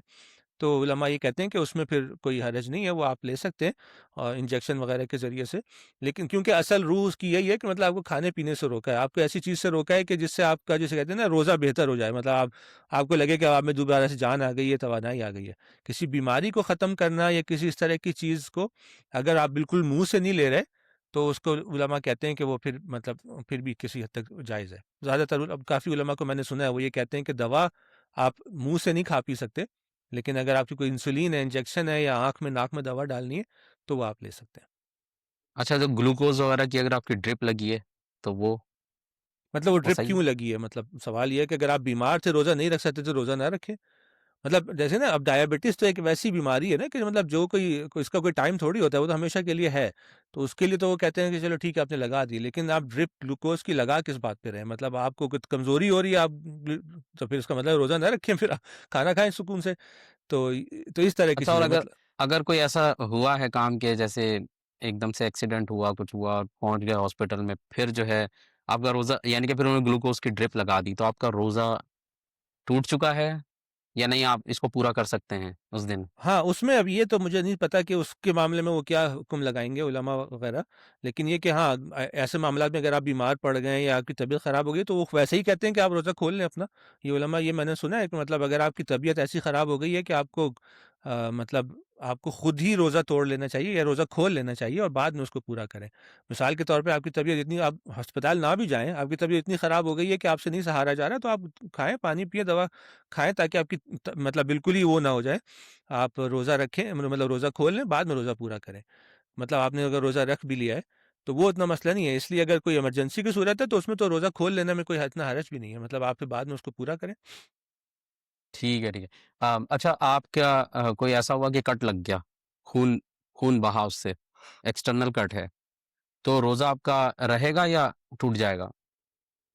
नहीं, खून निकलने से कोई रोज़ा नहीं टूटता। नहीं टूटता। रोज़ा ज़्यादा तोड़ने खून की जो अच्छा, हाँ, रोज़ा तोड़ने की चीज़ है ना, वो असल में स्कॉलर हैं वही कहते हैं कि चीज़ों के अंदर जाने से रोज़ा टूटता है, बाहर आने से नहीं टूटता। मतलब ये उन्होंने एक मिसाल बताई उलमा ने, उन्होंने कहा कि मतलब जैसे क़े आना है, उससे भी कोई रोज़ा नहीं टूटता, खून निकलने से रोज़ा नहीं टूटता, इस तरह की किसी चीज़ से रोज़ा नहीं टूटता। हाँ, आप मुँह के अंदर से आप कुछ खाए पिएँगे ना, तो फिर टूटेगा रोज़ा। तो बाहर आने से रोज़ा नहीं टूटता, अंदर जाने से रोज़ा टूटता है। मेन चीज़ ये है। अच्छा, अच्छा। अच्छा, कभी-कभी एक ऐसी डकार सी आती है या ऐसी वो आती है जैसे आपको लगता है कि उल्टी आपकी मतलब कुछ ऐसा हुआ कि हलक तक कुछ आया और वापस चला गया, वो उससे तो रोज़ा नहीं टूटेगा ना? नहीं उसमें टूटता? वो ये कहते हैं कि भई एहतियात कर लें, लेकिन अगर आपसे लाशऊरी तौर पे हुआ है, तो ज़ाहिर-सी बात है, वो तो अब लाशऊरी तौर पे तो आप खाना खा जाएँ, तो उससे रोज़ा नहीं टूटता। अगर आप भूले से खाना खा जाएँ पूरा पेट भर के, तो उससे भी रोज़ा नहीं टूटता। तो वो तो ये कि अचानक की एक इज़्तिरारी चीज़ है कि मतलब अचानक आई और अंदर चली गई, आपको एहसास उस वक़्त हुआ जब चली गई, तो ज़ाहिर-सी बात है कि उस पे किसी इंसान पे कोई वो नहीं आएगा। हाँ, लेकिन आदमी जानबूझ के ना करे, बस ये चीज़ बताई जा सकती है। अच्छा, आपका रोज़ा है ठीक-ठाक, आपको भूख लग रही है, आपने कोई चीज़ देखी बाज़ार में, एकदम से मुँह में पानी आ गया, तो ये रोज़ा रहेगा आपका? मतलब आप लाशऊरी तौर पे हुआ है, सही है ना? आपने कोई जान वो नहीं देखा एकदम से मतलब होता है ना अक्सर आपको मुँह में पानी आ जाता है। तो نہیں، वो نہیں، منہ میں پانی آنے سے نہیں ٹوٹتا روزہ، مطلب وہ تو منہ کا بھی پانی ہے۔ وہ یہ کہ عام طور پہ وہ لوگ اس طرح آپ کا جو تھوک ہے نا، لعاب ہے، اس سے روزہ نہیں ٹوٹتا، کیونکہ وہ تو علماء کہتے ہیں کہ بھئی ایک تو چلو ٹھیک ہے، ایک آدمی خاص طور پہ جمع کر کے جو ہے نا وہ حلق کے اندر ڈالے منہ کا اندر کا پانی، لیکن وہ خود ہی ڈی ہائیڈریٹ ہو جائے گا بعد میں، اسے فرق کیا پڑے گا؟ ٹھیک ہے نا؟ تو وہ تو ایک بیوقوفی کی بات ہوگی اگر کوئی کرے گا، تو لیکن علماء یہ کہتے ہیں کہ نہیں، منہ کے اندر کی چیز ہے، لعاب ہے، اس سے آپ کا کوئی روزے کا تعلق نہیں ہے، آپ پانی پی نہیں سکتے، کوئی باہر سے اس طرح کا عام طور پہ لوگ یہ کرتے ہیں، البتہ میں نے دیکھا کہ وہ کلی کریں گے اور پھر کلی کر کے تھوک دیں گے اور پھر وہ اس کو پانی اندر لے جائیں گے نا، تو یہ سب نہیں کرنا چاہیے، مطلب اس طرح کے ہیلے بہانے اللہ تعالیٰ کو پتہ ہے آپ کیا کر رہے ہیں، تو لیکن ہاں آپ کے منہ میں ویسے ہی عام طور پہ آپ جیسے لعاب ہوتا ہے اس سے کوئی فرق نہیں پڑتا۔ اچھا تو جب آپ وضو کر رہے ہیں تو آپ پانی کی صرف کلی کرتے ہیں، اس کو حلق تک نہیں لے کے جاتے، یعنی کہ جو ہم غرارے کرتے ہیں وہ نہیں کرنے چاہیے روزے کے دوران؟ اور اسی طریقے سے ناک میں بھی ہلکا سا پانی ڈالنا چاہیے، کہتے ہیں کہ بالکل وہ چڑھانا نہیں چاہیے جیسے عام اس میں کرتے ہیں۔ وہ یہ احتیاطاً کہتے ہیں، مطلب یہ کہ آپ غرارہ نہ کریں تو اچھا ہے، غلط میں چلا جائے گا تو کیا فائدہ ہے، لیکن یہ کہ اگر آپ وضو ہی کر رہے ہیں اور وضو ہی کرنے کی نیت تھی اور غلطی سے چلا گیا تو پھر ظاہر سی بات ہے کہ وہ غلطی سے ہی چلا گیا، اس میں احتیاط ہی کہی جا سکتی ہے کہ بھئی ایسے احتیاط کریں، یہ نہ ہو کہ بتا ہر وضو میں آپ کے حلق میں پانی چلا جا رہا ہے حلق میں پانی جا اندر رہا ہے، تو پتہ صحیح چلا آپ صحیح۔ تو دن میں 5 مرتبہ 3 مرتبہ تو آپ پانی پی گئے، تو مطلب ظاہر سی بات ہے وہ چیزیں ہر انسان کو یہ بتانے کی چیز ہوتی ہے کہ بھئی آپ اللہ تعالیٰ کے لیے آپ نے روزہ رکھا ہے تو ان چیزوں میں احتیاط کرنی چاہیے۔ اچھا تو آ، یہ مطلب کچھ لوگ اس بات پہ بلیو کرتے ہیں کہ ظاہر سی بات ہے مباشرت وغیرہ تو اپنی بیوی سے جائز نہیں ہے روزے کے دوران، لیکن وہ کہتے ہیں کہ صرف بوسہ لینا جو ہے نا وہ جائز ہوتا ہے، ایسی یہ بات صحیح ہے یا یہ غلط ہے بات؟ ہاں، نہیں مطلب مباشرت ہی ناجائز ہے، اسی سے روزہ ٹوٹتا ہے، باقی اس سے پہلے کسی چیز سے نہیں ٹوٹتا۔ وہ اصل چیز ہے کہ مطلب آپ کا جسے کہتے ہیں نا کہ پراپر آپ کا جنسی تعلق قائم ہو، اسی سے روکا گیا اور اسی سے ٹوٹتا ہے۔ مطلب اگر آپ کی یہ ہے کہ علماء یہ بتاتے ہیں کہ اگر آپ کو احتلام بھی ہو جائے روزے میں تو آپ کا روزہ نہیں ٹوٹتا اس سے، لیکن اگر آپ نے جسے کہتے ہیں نا کہ انٹینشنلی آپ کے ایک جنسی تعلق قائم ہوا ہے اپنی بیوی کے ساتھ تو پھر وہ روزہ ٹوٹے گا، وہ تو ہے اس روزے میں آپ کو منع کیا گیا کہ آپ جنسی تعلق قائم نہ کریں، لیکن اس سے نیچے نیچے کی چیزوں پہ روزہ ٹوٹتا نہیں ہے۔ اچھا اور یہ روزے کے بعد مباشرت کی جا سکتی ہے یا یہ پورے روزوں میں ہی حرام ہے کہ نہیں، مطلب نہیں نہیں، روزوں کے دوران جو راتوں میں تو اللہ تعالیٰ نے صاحب خود ہی اجازت دے دی ہے کہ رمضان کی راتوں میں تو آپ کر سکتے ہیں اپنی بیوی کے ساتھ، ہاں اگر آپ اعتکاف میں بیٹھے ہیں تو نہیں کر سکتے، مطلب آخری 10 راتوں میں اگر آپ نے اعتکاف کیا ہوا ہے تو ظاہر سی بات ہے وہ تو اعتکاف ہے، اس میں نہیں کر سکتے، لیکن یہ کہ ویسے راتوں میں کوئی ممانعت نہیں ہے۔ اچھا اچھا اچھا اب اس میں عام طور پہ ہم لوگ بہت زیادہ ٹریول کرتے ہیں تو ٹریول میں کچھ لوگوں کا ماننا یہ ہوتا ہے کہ روزہ نہیں رکھنا چاہیے، روزے میں منع کیا گیا، لیکن میری سوچ یہ ہے کہ آج کل کے تو ٹریولنگ اتنی زیادہ آسان ہے کہ اس میں روزہ رکھنا ہی چاہیے، آئی مین آپ کو کوئی مسئلہ تو نہیں ہو رہا ہے اس کے اندر، اس کے بارے میں کیا حکم ہے؟ اس کے معاملے میں دونوں باتیں ہیں، مطلب میں نے سنی ہے کہ دو طرح کی باتیں، ایک جو علماء کہتے ہیں وہ یہ کہتے ہیں اور حضور صلی اللہ علیہ وسلم کی بیسیکلی حدیث سے ہی وہ کہتے ہیں کہ حضور صلی اللہ علیہ وسلم نے یہ کہا ہے کہ اگر اللہ تعالیٰ نے جو رخصت دی ہے تو اس کا فائدہ اٹھاؤ، وہ یہ کہتے ہیں کہ رخصت کا فائدہ اٹھانا چاہیے، اللہ تعالیٰ نے اگر اجازت دی ہے کہ آپ روزہ چھوڑ سکتے ہیں تو روزہ چھوڑ لو۔ دوسرے کچھ اسکالرز یہ بھی کہتے ہیں کہ بھائی نہیں، مطلب ڈپینڈ کرتا ہے کہ اگر آپ اس کو سہار سکتے ہیں، یہ اتنا مشکل نہیں ہے تو آپ کر لیں، یہ اس سے لوگ اس سے بھی ملاتے ہیں، جیسے نماز کے بارے میں نا اب نماز قصر کرنے کی بات ہے تو لوگ کہتے ہیں بھائی آپ کو قصر کرنی چاہیے سفر میں، آپ کیوں نہیں کرتے قصر؟ تو کچھ لوگ کہتے ہیں نہیں ہم تو بالکل ٹھیک ہے، بالکل ہمیں نماز میں کوئی مسئلہ نہیں ہے تو ہم نہیں کریں گے قصر، لیکن کچھ لوگ کہتے ہیں کہ نہیں قصر کرنا اچھی بات ہے، کریں۔ تو بس یہ مطلب یہ بات ہے کہ دونوں باتوں میں یہی چیز کو اللہ تعالیٰ نے اجازت دی ہے اور آپ کو رعایت دی ہے تو آپ رعایت سے فائدہ اٹھائیں، Excuse me، لیکن اصل مسئلہ وہی ہے کہ اپنے اوپر زبردستی کی کوئی مشقت نہ ہونے پائے پھر اس معاملے میں، ورنہ پھر آپ الٹا آپ کا نقصان ہے، پکڑے جائیں گے کہ اللہ تعالیٰ نے اجازت دی تھی پھر تم نے روزہ رکھا اور پھر توڑا، مطلب اس طرح کی چیز ہونی چاہیے کہ پھر یہ آپ کو نہیں ہونا چاہیے، کیونکہ اس میں بھی ایک روایت یہ ہے کہ ایک صحابی تھے، انہوں نے شاید جہاں مجھے یاد پڑا بدر کے دن یا کسی جنگ کے دوران میں انہوں نے روزہ رکھ لیا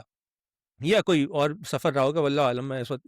لیکن روزہ رکھ لیا انہوں نے اور پھر ان کی حالت بہت خراب ہو گئی، وہ آلموسٹ بے ہوش ہو گئے تھے، تو اس پہ وسلم نے ان کو اس کو ناپسند فرمایا تھا، کہا تھا نہیں تمہیں اجازت تھی روزہ چھوڑنے کی، تم نے روزہ کیوں رکھا؟ مطلب اس سے یہ کوئی ثواب کا کام نہیں ہے کہ تم زبردستی اپنے آپ کو مشکل میں ڈال کے تکلیف میں ڈال کے روزہ رکھو جبکہ اللہ تعالیٰ نے اجازت دی ہوئی ہے، تو پھر اس کا خیال رکھنا بھی چاہیے کہ مطلب آپ کو لگتا تو ہے کہ مشکل نہیں ہو رہی لیکن ہو سکتا ہے ہو جائے، سفر میں کوئی ایسا مشکل واقعی آ جائے کہ پھر آپ کو روزہ توڑنا پڑ جائے، تو پھر اس کو آپ کو پھر خیال رکھنا چاہیے نا کہ بھئی کیوں آپ نے رکھا تھا، اللہ تعالیٰ نے اجازت تو دی ہوئی تھی، اپنے اوپر کیوں اتنی مشکل کہ آپ نے ڈالا؟ تو اس لیے بھی لوگ علماء کہتے ہیں کہ آپ نہ کریں۔ لیکن بہرحال کچھ علماء یہ بھی کہتے ہیں کہ بھائی بہت دفعہ ایسا ہوتا ہے کہ واقعی سفر آسان ہو گئے اور اتنا لمبا سفر بھی نہیں ہے، آپ کو گھنٹے 2 گھنٹے کہیں جانا ہے، تو آپ کیوں مطلب گاڑی میں بیٹھ کے جا رہے ہیں آپ کہیں سفر میں، اگر 2 گھنٹے کی ڈرائیو ہے، کچھ تو اتنا بڑا مسئلہ بھی نہیں ہے، تو کیوں روزہ توڑنا ہے؟ آپ نہ مطلب روزہ رکھ لیں،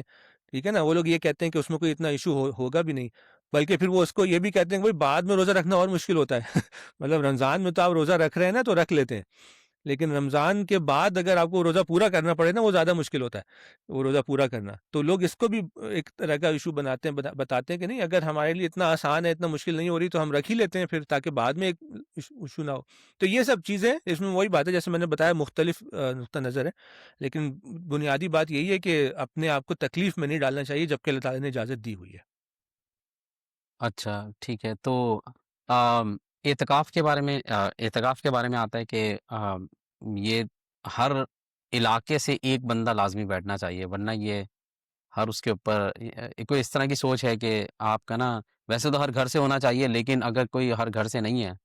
تو پھر ہر علاقے سے جو ہے نا وہ ایک ضرور ہونا چاہیے، ورنہ یہ سمجھ لیں کوئی اس طرح کی چیز ہے کہ کفارہ آئے گا اس کا، کچھ اس طرح کی بات ہے؟ نہیں، میں نے اس طرح کی کوئی بات نہیں سنی کہ کوئی کفارہ آئے گا تو کس پہ آئے گا، مطلب پھر سوال یہ ہے کہ کون دے گا وہ کفارہ نا، اگر سب نہیں رکھ رہے۔ لیکن یہ بات عام طور پہ علماء کہتے ہیں مسلمانوں کے اگر علاقے ہیں تو مسلمانوں کی مسجد ہے تو ایک بڑا علاقہ ہی ہوگا، تو کسی نہ کسی کو تو مسجد میں آ کے اعتکاف کرنا ہی چاہیے، ایک عبادت ہے اس کو قائم رکھیں، سنت ہے، لیکن یہ کہ ہے تو نفل عبادت ہی، مطلب یہ کوئی فرض عبادت تو ہے نہیں، یہ اصل میں تو نفلی عبادت ہے۔ تو نفلی عبادت جو ہے وہ کچھ نہ کچھ لوگ کرتے رہے مسلمانوں کے میں، لیکن یہ کہ آپ اس کو پھر آپ کوانٹیفائی کیسے کریں گے کہ کتنے بڑے علاقے میں جو ہیں وہ لوگ کوئی نہ کوئی تو آئے، مطلب آپ اس کو کیسے بتائیں گے کہ مطلب کوئی اس کی آپ مقرر کریں گے کہ بھائی اتنے مربع میل میں، یا یہ کہ اگر اتنے ہزار لوگ ایک جگہ رہتے ہوں تو ان میں سے کوئی نہ کوئی ایک ضرور نکلے، کیسے بتائیں گے آپ؟ اس کا کوئی آپ کے پاس کوئی معیار نہیں ہے نا بتانے کا اور طے کرنے کا۔ اور مسجد تو آپ کو ایک جگہ چھوٹے علاقے میں 4 بنی ہوتی ہیں، ایک بڑے سے علاقے میں ایک بنی ہوتی ہے، تو وہ بھی کوئی ایسا معیار نہیں بنتا۔ تو یہ کوئی اس طرح کی چیز نہیں ہے، بس یہ ہے کہ سنت کو قائم رکھنے کی کوشش کرتے رہنا چاہیے، یہ نہ ہو کہ مطلب پوری کی پوری بستی جو ہے وہ اس سے بالکل ہی، جسے کہتے ہیں نا وہ ہو کے بیٹھ جائے کہ بھئی کوئی اعتکاف کرنا ہی نہیں ہے کسی کو۔ اگر پوری بستی الگ ہے تو بستی میں سے کسی نہ کسی کو تو اس سنت کو جائز مطلب رکھنا چاہیے، تو لوگوں کو بتانا چاہیے، لوگوں کو اس کے لیے جسے کہتے ہیں نا کہ مطلب آمادہ کرنا چاہیے، لیکن میں نے ایسی کوئی چیز نہیں پڑھی واللہ عالم کہ اگر کوئی عالم کوئی بڑا بتائے کہ ایسا کوئی واقعی کوئی گناہ آ جائے گا سارے بستی پر، کیا ہوگا، جیسے فرض کفایہ کے معاملے میں عام طور پہ کہتے ہیں، لیکن میرے علم میں نہیں ہے اس کو۔ لیکن یہ اعتکاف کا مقصد کیا ہے؟ اعتکاف آئے کہ جب آپ روزے آلریڈی رکھ رہے ہیں تو یہ اس کا اور یہ اس کی مثال کہاں پہ ہے؟ مطب حضور اقدس صلی اللہ علیہ وسلم نے کیا انہوں نے اعتکاف کیا ہے کہ وہ مسجد میں آ کے انہوں نے 10 دن یوں قیام کیا ہو، یا کیا ہے اس کا، یہ کہاں سے شروع ہوا اور کس کس نے کیا ہے؟ یعنی کہ بڑے ہمارے جو بڑے مطلب صحابہ ہیں یا مطلب حضور اقدس صلی اللہ علیہ وسلم کو ملا کے کس کس نے مطلب کیا ان زمانوں کے اندر؟ کچھ ہاں، آتا ہے یہ اس تو طرح کا مجھے نہیں پتا کہ کتاب؟ کس کس نے کیا، لیکن حضور صلی اللہ علیہ وسلم نے تو کیا ہے، حضور صلی اللہ علیہ وسلم سے ہی تو یہ سنت آئی ہے، اس بلکہ یہ سنت پہلے کی سنت ہے، ابراہیم علیہ السلام سے چلی آ رہی تھی یہ سنت، تو یہ سنت تو چلی آ رہی ہے، اس کو حضور صلی اللہ علیہ وسلم نے جاری کیا ہے، اس کو دوبارہ سے اس کو ظاہر سی بات ہے ہمارے حساب سے کہ کہ اس کو کرنا ہے، اور یہ سنت جاری ہے اور حضور صلی اللہ علیہ وسلم نے کی ہے، مطلب یہ دونوں باتیں تو بالکل ثابت شدہ ہیں کہ حضور صلی اللہ علیہ وسلم اعتکاف کرتے تھے، اور یہ ہمیں اس کے وہ بھی دیا، اور بلکہ یہ کہ آخری زمانے میں جو بہت مشہور روایت ہے نا، جس پہ تراویح جس سے لوگ نکالتے ہیں کہ حضور صلی اللہ علیہ وسلم ایک دفعہ باہر آئے اور نماز پڑھنی شروع کر دی تو لوگ پیچھے سے آ کے شامل ہو گئے، یہ جو پوری ایک روایت ہے نا جس سے ہم لوگ تراویح کا ہوں وہ ہوں نکالتے ہیں سارا، تو وہ اصل میں تھا کیا، وہ اصل میں تھا یہ کہ حضور صلی اللہ علیہ وسلم اعتکاف ہی میں بیٹھے ہوئے تھے اپنے مسجد کے اندر ہی، ایک وہ بنائی ہوئی تھی جگہ، اور تھوڑا سا اس سے نکل کے باہر آ گئے تہجد پڑھنے کے لیے، تو وہ تو اعتکاف میں ہی تھے حضور صلی اللہ علیہ وسلم، تو اور مسجد میں ہی رہتے تھے، وہ اس سے نکل کے باہر آ گئے، پردہ ہٹا کے باہر آ گئے، تو وہاں انہوں نے اپنی تہجد جیسے پڑھتے ہیں وہ پڑھنی شروع کر دی تھی، تو لوگ شامل ہو گئے تھے، تو یہ باتیں تو ہے، حضور صلی اللہ علیہ وسلم نے اعتکاف تو کیا ہے، اور اعتکاف جو ہے نا وہ اصل میں دیکھا جائے تو کیونکہ رمضان جو ہے نا ایک چیز اللہ تعالیٰ نے بتائی ہے، جیسے کہ ہم نے کہا کہ زیادہ سے زیادہ آپ کو کوشش کرنی چاہیے کہ اللہ تعالیٰ کی عبادت کریں، زیادہ سے زیادہ آپ قرآن پڑھیں، جسے کہتے ہیں نا اپنا دل اس طرف لگائیں، اللہ تعالیٰ کی طرف لگائیں، دین کو سمجھیں، دین کو قرآن کو پڑھیں، اور دنیاوی تفریحات میں کم سے کم رہیں،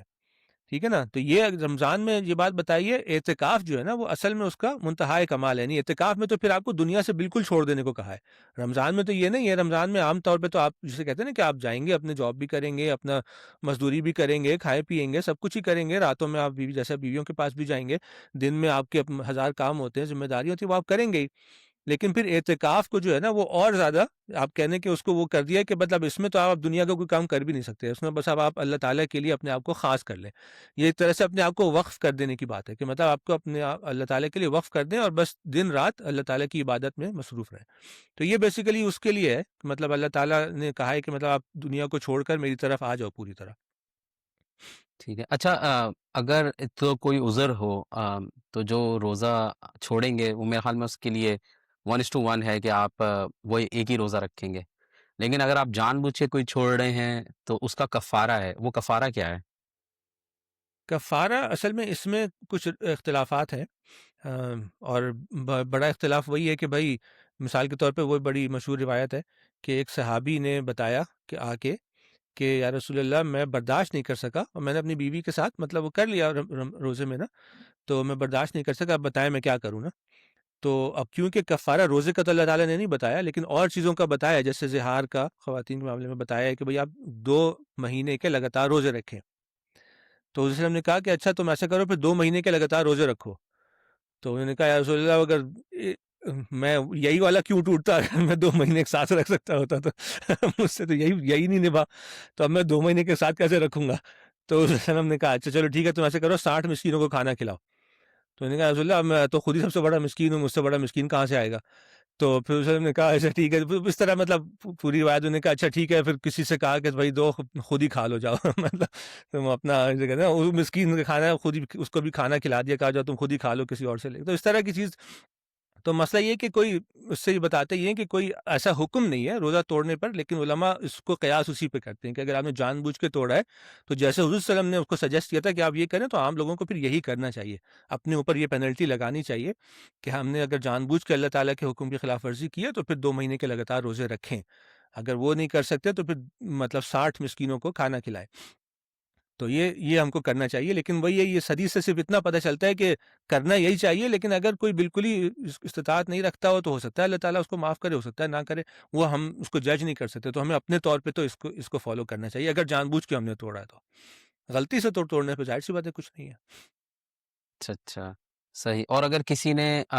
نے ماضی میں اس طرح سے کیا ہے، عرصہ گزر گیا، اس کو اب مطلب آپ کی ویڈیو دیکھ کے یہ جو ہے نا وہ سمجھ آیا کہ یار میں نے یہ کیا تھا، ایک مرتبہ کام کیا تھا، تو اس کو ابھی کرنا چاہیے، یا وہ زمانہ جاہلیت تھی اور کہ نہیں بھائی مطلب کوئی مسئلہ نہیں، اب بس اب آگے یہ کام نہیں کرنا؟ ہاں، اس میں تو مجھے لگتا ہے یہ کوئی عالم دین ہی صحیح بتائے کہ بھئی اب کیا کرنا چاہیے اس میں۔ اس کے بارے میں تو ظاہر سی بات ہے صرف یہی کہہ سکتا ہوں کہ جو عام طور پہ ہمیں بتایا جاتا ہے، جیسے نمازوں کے بارے میں لوگ کہتے ہیں نا کہ بھئی اگر آپ نے زمانہ جاہلیت میں نماز نہیں پڑھی تو اب کیا کریں گے؟ کتنی ساری رہ گئی ہیں، کیا ہوا ہے؟ تو اس میں لوگ علماء جو ہیں وہ خود ہی اجتہاد کر کے بتاتے ہیں کہ بھئی اب یہ کر لو، کچھ کہتے ہیں کہ نہیں پڑھنی پڑیں گی ساری، کچھ کہتے ہیں نہیں کوئی ضرورت نہیں ہے۔ تو اس طرح کی چیزیں اس میں بھی میرے خیال سے اسی طرح کا کسی عالم دین سے پوچھیں گے تو وہ اسی طرح کا کچھ آپ کو بتائیں گے کہ آپ کو کیا کرنا چاہیے۔ اس کے بارے میں نے سنا نہیں ہے کہ مطلب اگر پیچھے آپ نے زبردستی جان بوجھ کے کچھ توڑا ہو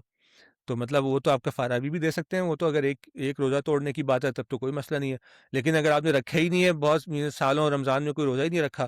تو اب اس کا کیا کرنا چاہیے اس کے بارے میں نے نہیں سنا ہوا، وہ تو ظاہر سی بات ہے کہ کسی سے پوچھنا پڑے گا، کسی بڑے عالم سے۔ اچھا، اہل تشریح کے اندر یہ ہے کہ آپ نا مطلب جو روزہ ہے وہ اس وقت کھولو جب رات مل جائے، مطلب وہ قرآن سے اس کا وہ استدلال کرتے ہیں کہ قرآن شریف میں یہ ہے کہ رات تک اپنا روزہ پورا کرو، تو وہ کہتے ہیں کہ جو 10 منٹ ہے نا بعد کے وہ ہیں کہ سورج کی مطلب اس وقت روشنی ہوتی ہے اچھی خاصی، تو وہ اس وقت کھولتے ہیں۔ صحیح ہے غلط ہے، آپ کا کیا خیال ہے اس بارے میں؟ ہاں، نہیں اس میں تو اب کسی ہم کیا ہوتے ہیں کسی کو صحیح غلط کہنے والے، ظاہر سی بات ہے ان کے بھی اپنے علماء ہیں، ہمارے یہاں بھی اپنے علماء ہیں، لیکن یہ بات ٹھیک ہے کہ ان کا استدلال قرآن سے ہے کہ بھائی رات تک پورا کرو، تو ہمارا بھی استدلال قرآن سے ہے کہ رات تک پورا کرو۔ اب اب ڈفرینس یہ ہے کہ وہ کہتے ہیں رات ہوئی کب، رات کہیں گے کس کو ہم، یہ ڈفرینس ہے بس۔ مطلب کوئی دینی مسئلہ یہ ایسا نہیں ہے کہ مطلب کوئی وہ خلاف ورزی کر رہے ہیں یا ہم خلاف ورزی کر رہے ہیں، اصل میں جب یہ کہا گیا کہ رات تک پورا کرو تو یہ ڈفرینس یہ ہو گیا کہ بھائی رات کب ہوئی، مطلب ہم کس کو کہیں گے کہ اب رات ہو گئی ہے نا۔ تو ہمارے عام طور پہ نقطہ نظر یہ ہے کہ بھائی جب سورج غروب ہو گیا تو بس ہو گئی، مطلب اب آپ کس چیز کا انتظار کر رہے ہیں؟ ان کا یہ کہنا ہے کہ نہیں، اس وقت تک کافی روشنی ہوتی ہے، تھوڑا سا اور ڈھل جائے احتیاطاً تھوڑی-سی اور رات ڈھل جائے تو پھر کھولیں تو رات آپ اس کو کہہ سکتے ہیں، ورنہ اس وقت تو یہ ایک اختلاف اس بات کا ہے، اس کو متعین کرنے کا اختلاف ہے کہ رات ہوئی کب نا؟ تو ہمارے یہاں یہ نقطہ سمجھا جو مجھے بھی ظاہر سی بات ہے زیادہ مناسب لگتا ہے کہ بھئی ایک واضح چیز آ گئی سامنے کہ سورج چلا گیا، سورج غروب ہو گیا، تو بس اب ہو گئی رات۔ کیونکہ اس کے بعد تو پھر آپ کا 10 منٹ، 12 منٹ، 15 منٹ پھر تو آپ کیا فیصلہ کریں گے، کیسے کریں گے؟ رات کتنی ہونی چاہیے، اندھیرا کتنا چھانا چاہیے، یہ تو پھر بہت زیادہ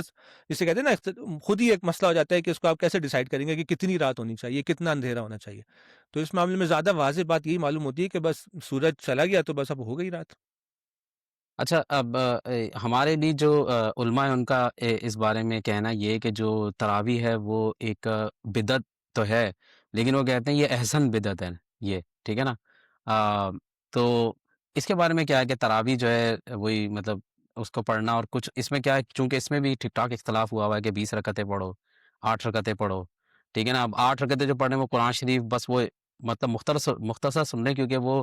20 رکعتوں والی میں 8 رکعتیں پڑھ کے جا رہے ہیں۔ حالانکہ میرے خیال میں اگر اس کا مقصد تھا تو وہ یہ تھا کہ آپ پورا قرآن سنو،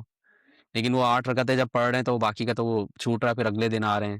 تو اس کا کیا ہے کہ آپ گھر میں آپ کو پڑھنی بہتر ہے کہ وہی جو حضور اقدس صلی اللہ علیہ وسلم کا تھا، یا وہی جو آج کل لوگوں نے تو بیسیکلی اس کو فرض بنا لیا ہے۔ زیادہ تر لوگ اس کو فرض ہی سمجھتے ہیں کہ یہ جا کے لازمی پڑھنی ہے، اور اس کو یہاں تک فرض بنایا ہوا ہے کہ مطلب جب ہمارے ٹائم میں 90s کی بات کر رہا ہوں کہ 5-5 دن کی تراویحیں ہوتی تھی وہ تاجروں کے لیے وہ یہ کرتے تھے کہ 5 دن میں کریں، اس کے بعد آپ کو ایک کھلی چھوٹ ہے، تو وہ چائے وائے چل رہی ہوتی تھی ہر 2 رکعتوں کے بعد جو ہے وہ یہاں تک انہوں نے کیا ہوا ہے کہ یہ لازمی پڑھنی ہے۔ اس میں تراویح کا مسئلہ ظاہر سی بات ہے کہ اتنا پرانا مسئلہ ہے۔ پہلی بات تو یہ کہ بدعت تو کوئی نہیں کہتا، مطلب ہاں اہل تشیع کہتے ہیں اس کو بدعت کیونکہ حضرت عمر کے زمانے میں سٹارٹ ہوئی ہے۔ لیکن یہ کہ وہ ہمارے عام طور پہ جو بدعت کا لفظ استعمال ہوا ہے وہ اس کو اس معنی میں لیتے نہیں ہیں، وہ اس کو لٹرل معنی میں لیتے ہیں۔ ایک تو بدعت کا اصطلاحی مفہوم ہوتا ہے نا جو اس چیز کے لیے کہا جاتا ہے جو دین میں بالکل حرام ہو جاتی ہے ایک چیز، یہ اس کو لٹرل میننگ میں لیتے ہیں کہ بس ایک نئی چیز ہے، یہ اس کو اس معنی میں بدعت نہیں لیتے ہمارے یہاں، مطلب اس کو جو حضرت عمر نے شروع کیا تھا، تو بدعت تو اس معاملے میں نہیں کہنا چاہیے۔ دوسری اصل چیز یہ ہے کہ تراویح کوئی الگ سے کوئی نماز ہے بھی نہیں، یہ اصل میں تہجد ہی کی نماز ہے، جس کو حضور صلی اللہ علیہ وسلم نے اجازت دے دی تھی عام لوگوں کو کہ وہ عشاء کے فوراً بعد پڑھ لیں۔ یہ بس یہ چیز ہے، بس تراویح صرف یہ اتنی سی چیز ہے کہ تہجد کی نماز ہمیشہ حضور صلی اللہ علیہ وسلم پورے سال پڑھتے تھے، رمضان میں بھی پڑھتے تھے، رمضان کے بعد بھی پڑھتے تھے۔ رمضان میں لوگوں کو زیادہ شوق ہوتا ہے اور حضور صلی اللہ علیہ وسلم نے لوگوں کو تہجد پڑھنے کی اجازت دے دی تھی، مطلب عشاء کے فوراً بعد، کیونکہ عام طور پہ تو آدھی رات کے بعد پڑھتے تھے نا حضور صلی اللہ علیہ وسلم خود بھی، تو لیکن اجازت دے دی کہ ٹھیک ہے لوگوں کو اپنے کام ہوتے ہیں، صبح اٹھ کے جانا ہوتا ہے، سونا ہوتا ہے، تو اگر کوئی عشاء کے فوراً بعد پڑھنا چاہے تہجد کی نماز تو پڑھ لے۔ تو یہ وہ چیز ہے۔ پھر رمضان میں لوگ یہ کرتے تھے کیونکہ زیادہ شوق ہوتا ہے تو لوگ مسجد میں آ کے یہ تہجد کی نماز پڑھتے تھے، مسجد میں جمع ہو جاتے تھے اس کے لیے۔ پھر مسجد میں جمع ہونے لگ گئے تو پھر کئی کئی جماعتیں ہونا شروع ہو گئیں، وہ تہجدی کی نماز سب پڑھ رہے ہوتے تھے۔ تو جب اس طرح کی چیزیں شروع ہو گئی تو حضرت عمر کیونکہ وہ تھوڑا نظم و ضبط کے زیادہ قائل تھے، تو انہوں نے ایک دفعہ مسجد میں آئے، دیکھا کہ یار یہ کیا مچھلی بازار بنا ہوا ہے نا، مطلب 3 الگ الگ جماعتیں ہو رہی ہیں، مطلب آواز سے آواز ٹکرا رہی ہے، تو یہ کیا ایک اس طرح سے کیا، تو انہوں نے کہا بھائی ایک تم لوگوں کو کرنا ہی ہے تو ایک امام بنا لو، پڑھ لو اس کے پیچھے، یہ کئی کئی امام بنے ہوئے ہیں اور اس طرح کے کیا فائدہ، تو انہوں نے اس طرح کر کے لوگوں کو کہہ دیا، خود تو نہیں پڑھی کبھی، ظاہر سی بات ہے، نہ حضرت ابوبکر، حضرت عمر، حضرت عثمان، حضرت علی، کسی نے بھی نہیں پڑھی یہ نماز، مطلب تراویح کی نماز اس طرح، وہ تہجد بھی پڑھتے تھے ہمیشہ اپنے گھر میں اکیلے، وہ تہجد ظاہر سی بات ہے احسن یہی ہے کہ اپنے گھر میں اکیلے پڑھی جائے، لیکن رمضان میں لوگوں کا ذوق و شوق ہوتا ہے تو لوگ پڑھتے تھے آ کے، پھر بعد میں صحابہ کرام نے آ کے پڑھنی شروع کی، بہت سے لوگوں نے مسجد میں پڑھنی شروع کی، تو بس وہ ایک چل پڑی چیز۔ اصل میں تہجد ہی کی نماز ہے، کوئی الگ نماز بھی نہیں ہے، تہجد کی نماز جتنی ہے وہ حضور صلی اللہ علیہ وسلم نے جو ہے وہ زیادہ سے زیادہ 11 رکعتیں پڑھی ہیں تہجد کی، تو لیکن یہ کہ اس کو منع بھی نہیں کیا کہ اس سے زیادہ نہیں پڑھ سکتے، کیونکہ تہجد کی نماز ہے، نفل نماز ہے، جتنی پڑھنا چاہیں آپ پڑھیں، تو وہ اس لیے اس میں کوئی ایسا بڑا مسئلہ پیدا نہیں ہوا، وہ بنا لیا گیا بعد میں، کافی اس معاملے میں اختلافات پیدا کر لیے گئے ہیں کہ نہیں بھائی 20 ہونا لازمی ہے، اور یہ کچھ ہمیں پتہ ہے کہ بعد میں 36 29 تک پڑھی گئی ہیں ایک زمانے میں، حضرت امام مالک کے زمانے میں، کم بھی ہے زیادہ بھی، تو یہ تہجد کی نماز ہے، تہجد کی نماز حضور صلی اللہ علیہ وسلم نے زیادہ سے زیادہ 11 رکعت پڑھی ہے، منع نہیں کیا، اور آپ اس سے زیادہ بھی پڑھ سکتے ہیں، تو لوگوں نے زیادہ پڑھ لی، کیونکہ اس میں یہ ہوتا ہے، کوشش یہ ہوتی ہے کہ بھائی، بلکہ ہوا بھی اس کی وجہ بھی لوگ بتاتے ہیں کہ بھائی اگر پہلے انہوں نے شروع کیا 11 رکعت ہی شروع کی تھی، حضرت عمر نے 20 رکعت نہیں پڑھنے کہا تھا ان سے، انہوں نے کہا تھا بس امام مقرر کر لو، اور 11 رکعت پڑھانے کو کہہ دیا تھا ان کو، جو موطا امام مالک میں ایک آتی ہے روایت، لیکن ہوا یہ کہ بھائی بہت لمبی پڑھانے لگے، تو لوگوں نے کہا بھائی ایسا کرو، تھوڑی چھوٹی کر لو لیکن تعداد بڑھا دو تاکہ لوگوں کے لیے آسانی ہو جائے۔ بس اس چکر میں 20 ہو گئیں۔ جب 20 ہو گئیں تو پھر اس کے بعد پھر وہ چل پڑی آگے۔ تو بس یہ ایک مختصر سی کہانی ہے تراویح کی۔ یہ تہجدی کی نماز ہے، کوئی الگ نماز نہیں ہے، اور تہجد کی نماز نفل نماز ہے، تو نفل ہی ہوتی ہے، وہ فرض نہیں ہوتی کبھی بھی، اور رمضان میں بھی کبھی فرض نہیں ہوئی کسی پر۔ لیکن رمضان کیونکہ جیسے ابھی ہم نے خود بتایا کہ عبادت کا مہینہ ہے اور زیادہ سے زیادہ عبادت کرنی چاہیے، تو زیادہ سے زیادہ شوق سے آپ پڑھیں، تہجد کی نماز پڑھیں۔ اب اگر آپ تہجد اکیلے نہیں پڑھ سکتے تو تراویح پڑھیں، تو اس میں تو کوئی ایسی حرج کی بات نہیں ہے۔ تو لیکن یہ اب دیکھیں تہجد کی مطلب جو اب جو یہ بنا ہوا ہے، مجھے نہیں پتا کہ یہ ایسا ہی تھا کہ نہیں تھا، کہ اب قرآن شریف پڑھا جاتا ہے پورا اس میں، کہ قرآن ختم کرنا ہے ہم نے تراویح میں، ٹھیک ہے؟ لیکن جو شروع کا دور ہے اس میں ظاہر سی بات ہے کہ قرآن شریف تو ایک کتابی شکل میں نہیں تھا، اور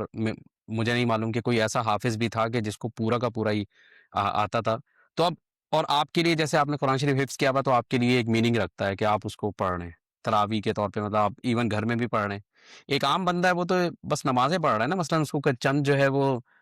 صورتیں یاد ہوں گی، تو وہ کیا ہے یہ کہ وہ مطلب کیا کرے اس کے لیے، پڑھے نہ، مطلب عام طور پہ تو لوگ چھوڑتے ہیں اس کو کہ تراویح جو ہے وہ کوئی نماز وہ نہیں ہے، تو وہ چھوڑ دیتے ہیں، بس عشاء کی نماز پڑھی اور جو ہے نا بس اس کو وہ کر لیا کہ بس ٹھیک ہے۔ ہاں، اب تو ویسے کافی آسانیاں بھی پیدا ہو گئی ہیں۔ یہ بات البتہ آپ کی ٹھیک ہے کہ قرآن ختم کرنے کا تو کوئی کہیں ملتا ہی نہیں ہے، مطلب وہ تو لوگوں نے خود ہی شروع کیا ہے، کبھی بھی ایسا نہیں ہوا کہ پورا قرآن ختم کرنا ضروری ہے۔ وہ اصل چیز تو یہ ہے کہ جب حضور صلی اللہ علیہ وسلم کے زمانے میں آخری دفعہ جب پورا قرآن کمپلیٹ ہو گیا تھا، تو آخری حضور صلی اللہ علیہ وسلم کے اس آخری رمضان میں حضرت جبرائیل کے ساتھ حضور صلی اللہ علیہ وسلم نے 2 دفعہ قرآن ختم کیا تھا، پورا قرآن۔ ایک دفعہ حضور صلی اللہ علیہ وسلم نے پڑھا، حضرت جبرائیل نے سنا، ایک دفعہ حضرت جبرائیل نے پڑھا اور حضور صلی اللہ علیہ وسلم نے سنا۔ تو وہ تو قرآن ختم ہوا تھا، تو یہ تو اس کی ایک طرح کی اللہ تعالیٰ نے خاص طور پہ کروایا تھا کہ بھی تاکہ کمپلیٹ ہو جائے قرآن، ترتیب ورتیب ساری واضح ہو جائے کہ کیا ہے، وہ اس کے لیے کیا تھا۔ لیکن جب لوگوں نے یہ تراویح پڑھنی شروع کی تو اس وقت تک ختم کرنے کا کوئی کانسیپٹ نہیں تھا شروع میں، اور یہ کوئی ایسا کبھی کہا بھی نہیں گیا، مطلب نہ تہجد میں نہ کبھی کسی میں یہ نہیں کہا گیا کہ قرآن ختم کرنا ہی ضروری ہوتا ہے مہینے میں، نہ رمضان میں کبھی ایسا۔ تو قرآن ختم کرنا جو ہے وہ لوگوں نے خود بنایا ہے، اور لوگ اپنی مرضی سے چاہتے ہیں کہ پورا قرآن ختم کریں، کر لیں، اگر آپ کا دل چاہ رہا ہے تو کر لیں، جو کر سکتا ہے کرے۔ باقی جو آپ نے بتائی کہ عام لوگ کیا کریں، ان کے لیے تو اب بہت آسانیاں ہو گئی ہیں، اب تو وہ لوگوں نے بتا دیا کہ آپ ہاتھ میں لے کے پڑھ سکتے ہیں۔ بہت سے علماء کہتے ہیں، ہمارے یہاں اس کو منع کرتے ہیں، حنفی عام طور پہ منع کرتے ہیں کہ آپ قرآن دیکھ کے نہیں پڑھ سکتے، لیکن دوسرے مطلب مذاہب کے لوگ جو ہیں، شافعی اور مالکی وغیرہ، ان لوگ تو منع نہیں کرتے، اور آج کل بھی بہت سے اسکالرز ہیں جو بتاتے ہیں کہ نہیں، آپ قرآن دیکھ کے پڑھ سکتے ہیں۔ تو اگر آپ کو تہجد پڑھنی ہے، آپ قرآن دیکھ کے پڑھیں، اس میں کیا ہے، چھوٹا بھی قرآن مل جاتا ہے، آرام سے اٹھانا بھی ایزی ہوگا، آج کل فون پہ آ گیا ہے، فون پہ آپ قرآن پڑھیں، اپنی سائلنٹ کر کے اس کو، کہ مطلب اس سے ڈسٹریکشن نہ ہو، کیونکہ نماز میں ڈسٹریکشن نہیں ہونی چاہیے۔ تو وہ سب آپ بالکل بند کر کے ایئرپلین موڈ پہ کر کے، جیسا بھی آپ کو لگتا ہے وہ کر کے، آپ پھر قرآن کھول لیں مطلب فون پہ، اور قرآن پڑھیں، آپ کو پڑھنا ہے تو اب آج کل تو بہت آسانی ہو گئی ہے، تو اگر کوئی پڑھنا چاہے تہجد تو وہ اس طرح بھی کر سکتا ہے، قرآن پڑھ بھی سکتا ہے، کوئی اتنا اس میں مسئلہ نہیں ہے۔ ڈسٹریکشن تو اس میں ہوتی ہے، آپ نے قرآن شریف پڑھنا ہے، مطلب کھولنا ہے، بند کرنا ہے، دیکھنا ہے اس کو، آنکھیں ادھر ادھر ہو رہی ہیں، اور ظاہر سی بات ہے اگر ایک ہاتھ میں رکھ رہے ہیں تو دوسرا ہاتھ کیسے وہ کریں گے، مطلب دوسرا ہاتھ یوں رکھا ہوا ہے، تھک جاتا ہے ہاتھ۔ بہرحال آئی مین ڈسٹریکشنس تو اس میں میرے خیال میں تو ہوتی ہیں، تو میں نے تو اس لیے کبھی بھی اس کو ٹرائی نہیں کیا، مجھے یہ لگتا ہے کہ یہ کافی وہ ہے کہ آپ بیسیکلی کیا کر رہے ہیں آپ، تو میں نے تو یہ کیا ہے کہ جو صورتیں آتی ہیں بس اس سے پڑھ لو، اگر گھر میں ہاں پڑھ رہے نہیں، ہیں تو۔ یہ ڈسٹریکشن تو آپ قرآن پڑھنے ہی کی ڈسٹریکشن ہے نا، مطلب وہ تو آپ آدمی پڑھ رہا ہو وہ بھی بھول جاتا ہے۔ ہم لوگ بھی کبھی بھول جاتے ہیں، تو اب دماغ ادھر ادھر ہو جاتا ہے، نہیں ذہن میں آتا ہے، تو اب کھڑے میں خالی سوچ رہے ہیں کہ کیا کریں، ہو جاتا ہے اکثر، اگر آپ کو یاد بھی ہو تو وہ تو ڈسٹریکشن اصل میں تو قرآن پڑھنے ہی کے لیے آپ کر رہے ہیں نا، وہ کام جو ہے تو نماز کے لیے ہی کر رہے ہیں، مطلب وہ شروع میں ہوگی تھوڑی سی، بعد میں آپ کو صرف پیج پلٹنے ہیں، آپ پڑھتے جائیں نماز، اس کے بعد آپ کو رکھ دیں، اس کو سائڈ پہ رکھ دیں، کہیں جیب میں ڈال لیں۔ تو وہ اس طرح کی چیزیں علماء کہتے ہیں یہ اتنا بڑا مسئلہ نہیں ہے، اصل چیز تو آپ کو تہجد پڑھنا ہے نا، وہ تو آپ پڑھیں، کوشش کریں، اگر آپ کو موقع مل رہا ہے تو کیوں نہیں پڑھ رہے آپ، مطلب اس سلسلے میں، کیونکہ ظاہر سی بات ہے ہر کوئی حافظ نہیں ہوتا اور ہو بھی نہیں سکتا، تو تہجد کیوں ضائع کرے اپنی، اگر آپ کے پاس آسانی ہے تو تہجد پڑھیں۔ اچھا تہجد میں مطلب میں تو یہ کرتا رہا ہوں کہ تقریباً کوئی 10-15 منٹ پہلے اٹھو اور 4 کم سے کم کوشش کرو، کبھی کبھی ایسا تھا ٹائم مطلب تھوڑا دیر ہو گئی تو 2 رکعت بھی پڑھ لی بس نفل، مطلب یہ میں اس کے علاوہ بول رہا ہوں، یعنی کہ تراویح پڑھ لی، اس کے بعد جو ہے نا تہجد پڑھ رہے ہیں تو یہ ہوتا ہے کہ تھوڑی سی دیر پہلے اٹھو اور وہ پڑھ لو، 2 یا 4 رکعتیں جو بھی ہو سکتی ہیں، یا 8، کبھی-کبھی 8 بھی ہو جاتی ہیں لیکن 2 یا 4 پہ عام طور پہ وہ ہو جاتا ہے، تو اس کے بعد وہ کر دو۔ مطلب لیکن کوشش یہ ہوتی ہے کہ روزانہ پڑھ لی جائیں کچھ رکعتیں۔ ہاں، تو ٹھیک ہے، مطلب اس میں تو کوئی حرج کی بات نہیں ہے، وہ تو بلکہ اچھی بات ہے، اگر آپ خود بھی تہجد پڑھنا چاہ رہے ہیں تو پڑھیں، تراویح آپ نے پڑھ لی ہے، وہ بھی تہجد ہی کی نماز ہے، لیکن اگر آپ کو رات میں اٹھ کے بھی آپ نے سوچا کہ آپ خود اپنے طور پہ بھی پڑھ سکتے ہیں تہجد، تو آپ پڑھیں، اچھی بات ہے، اچھا تو یہ اس جو میں تو کوئی جو حرج آپ کی نے بات نہیں۔ 11 بولی ہیں، 11 میں 8 وہ ہیں اور 3 جو ہے وتر ہیں؟ اصل میں وہ بھی ایک ایسی چیز ہے، اصل میں پوری 11 کی 11 تہجد ہی ہے، تہجد وتر جو ہے وہ تہجد ہی کی نماز ہے، تہجد کی کم سے کم نماز 3 رکعت، اس کو وتر کہتے ہیں ہم، یعنی حضور صلی اللہ علیہ وسلم نے کم سے کم جو تہجد پڑھی ہے وہ 3 رکعت ہے، کم سے کم،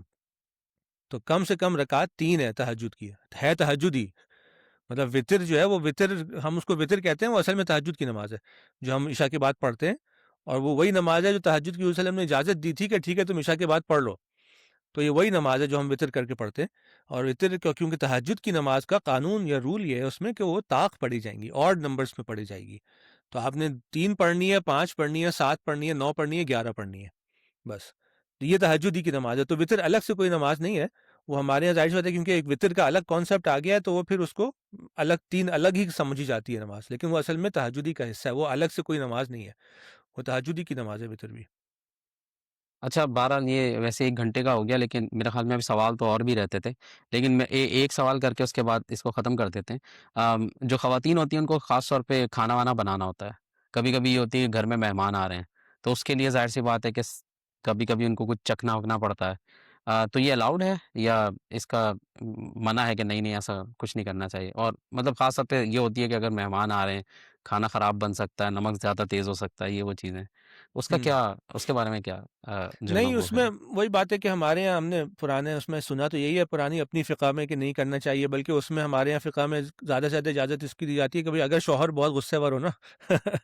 تو پھر جو ہے بیگم جو ہے نا وہ تھوڑا سا چکھ سکتی ہیں، بھائی شوہر کو سمجھاؤ یار یہ کوئی غصہ کرنے کی بات ہے بیگم سے کہاں چکھ سکتی، اس کا دماغ خراب ہے یار، روزے میں وہ کھانا بنا رہی ہے، آپ کو غصہ آ رہا ہے کہ کھانا کیوں نہیں صحیح بنا، تو یہ شوہر کو، لیکن ہمارے یہاں بھی بڑے لطیفے ہیں اس طرح کے کہ وہ شوہر اگر بہت غصہ وار ہو نا تو پھر اگر بیوی جو ہے وہ کھانا چکھ لے تو کوئی بات نہیں اس طرح کی، لیکن یہ کہ عام طور پہ اسکالرس کہتے ہیں کہ چکھنے سے نہیں ٹوٹتا، حلق کے اندر نہیں جانا چاہیے، یعنی زبان پہ لگانے سے روزہ نہیں ٹوٹتا، اگر آپ نے نمک چکھنا ہے ہلکا سا اور آپ چکھیں اور اس کے بعد تھوک دیں، کلی کر لیں، تو اس سے روزہ نہیں ٹوٹے گا، کھا نہیں سکتے آپ کچھ پورا نوالا لے کے منہ میں، اور اسی سے وہ چیز بھی جو علماء بتاتے ہیں کہ بچے کے لیے بھی یہ لوگ کچھ ماؤں کے بارے میں کہتا ہے کہ کوئی بچہ وہ کھا نہیں سکتا اور کچھ مائیں اس کو چبا کے نا تھوڑا اس کو سافٹ کر کے نرم کر کے بچوں کو کھلائیں تو کھلا سکتی ہیں روزے میں بھی، وہ بھی مسئلہ نہیں ہے، اور اسی سے پھر سوال اور بھی نکلتا ہے کہ عام طور پہ لوگوں نے برش کا بھی جو بتایا نا ٹوتھ پیسٹ وغیرہ کے بارے میں بھی یہی لوگ نکالتے ہیں کہ نہیں آپ ٹوتھ پیسٹ نہیں استعمال کر سکتے کیونکہ اس کا ذائقہ آتا ہے، تو اس پہ بھی اسکالرس کہتے ہیں ٹوتھ پیسٹ سے کوئی فرق نہیں پڑتا، وہ ذائقہ منہ میں رہے گا، حلق کے اندر نہیں جانا چاہیے، بس آپ ٹوتھ برش کریں اس سے کوئی فرق نہیں پڑے گا، آپ منہ کو صاف رکھیں، دانت کو صاف رکھیں، تو ٹوتھ برش ہو گیا یا کھانا چکھنا، وہی بات ہے کہ چکھیں تو مطلب بس ایک اس حساب سے کریں، اپنے حساب سے یہ خیال رکھیں کہ مطلب نہ چکھیں اچھا ہے، مطلب احتیاط کریں، لیکن اگر آپ کو ہے چکھنا ہے تو بس تھوڑا سا چکھیں اور زبان سے، اور اس کے بعد کلی کر لیں تاکہ حلق میں کوئی چیز نہ جائے، تو اس میں کوئی ایسی ممانعت نہیں ہوتی۔ اچھا اکثر یہ بھی ہوتا ہے کہ ایک تھک قسم کا بلغم ہوتا ہے جو کہ مطلب آپ کوشش بھی کر لیں تو وہ نکلتا نہیں ہے منہ سے نا، تو وہ بندہ پھر اگر اس کو آگے کر لیتا ہے تو اس سے بھی روزہ میرا تو نہیں خیال کے ٹوٹتا ہے نا، ہاں، وہ نہیں اکثر ہو مطلب جاتا وہی ہے۔ جیسے میں نے بتایا نا کہ اللہ تعالیٰ تو مطلب کوئی ہمارے اوپر کوئی اللہ تعالیٰ نے کوئی ویسی چیز تھوڑی ڈالی ہوئی ہے، کوئی مطلب حلق کے اندر ایک چیز پھنسی ہوئی ہے، ہم اس کا نہ باہر آ رہی ہے نہ اندر جا رہی ہے، کسی اور چلی گئی اندر، تو وہ ہمارے اوپر تو نہیں آئے گی ذمہ داری، وہ تو ظاہر سی بات ہے اللہ تعالیٰ نے اتنا مکلف نہیں کیا، اسی کا کیا ہے کہ جو ہم جانتے بوجھتے جو ہم اس کو روزے کو توڑنے کے لیے اگر کچھ کرتے ہیں تو اسی پہ پکڑے جائیں گے، باقی چیزوں میں تو انشاءاللہ اللہ تعالیٰ معاف کریں گے۔ اچھا اچھا چلیں ٹھیک ہے ناظرین و سامعین، میرے خیال میں یہاں پہ ہم اپنا اس ویڈیو کو ختم کرتے ہیں۔ میں نے پوری کوشش کی کہ زیادہ سے زیادہ سوالات یہاں پہ لا سکوں اور اس کو ڈسکس کر سکیں، لیکن اگر کچھ سوالات رہ گئے اور آپ کے ذہن میں تو کامنٹ میں پوچھ لیجیے گا، ان شاء اللہ تعالیٰ دوسری ویڈیو کے ساتھ حاضر ہوں گے۔ اللہ حافظ۔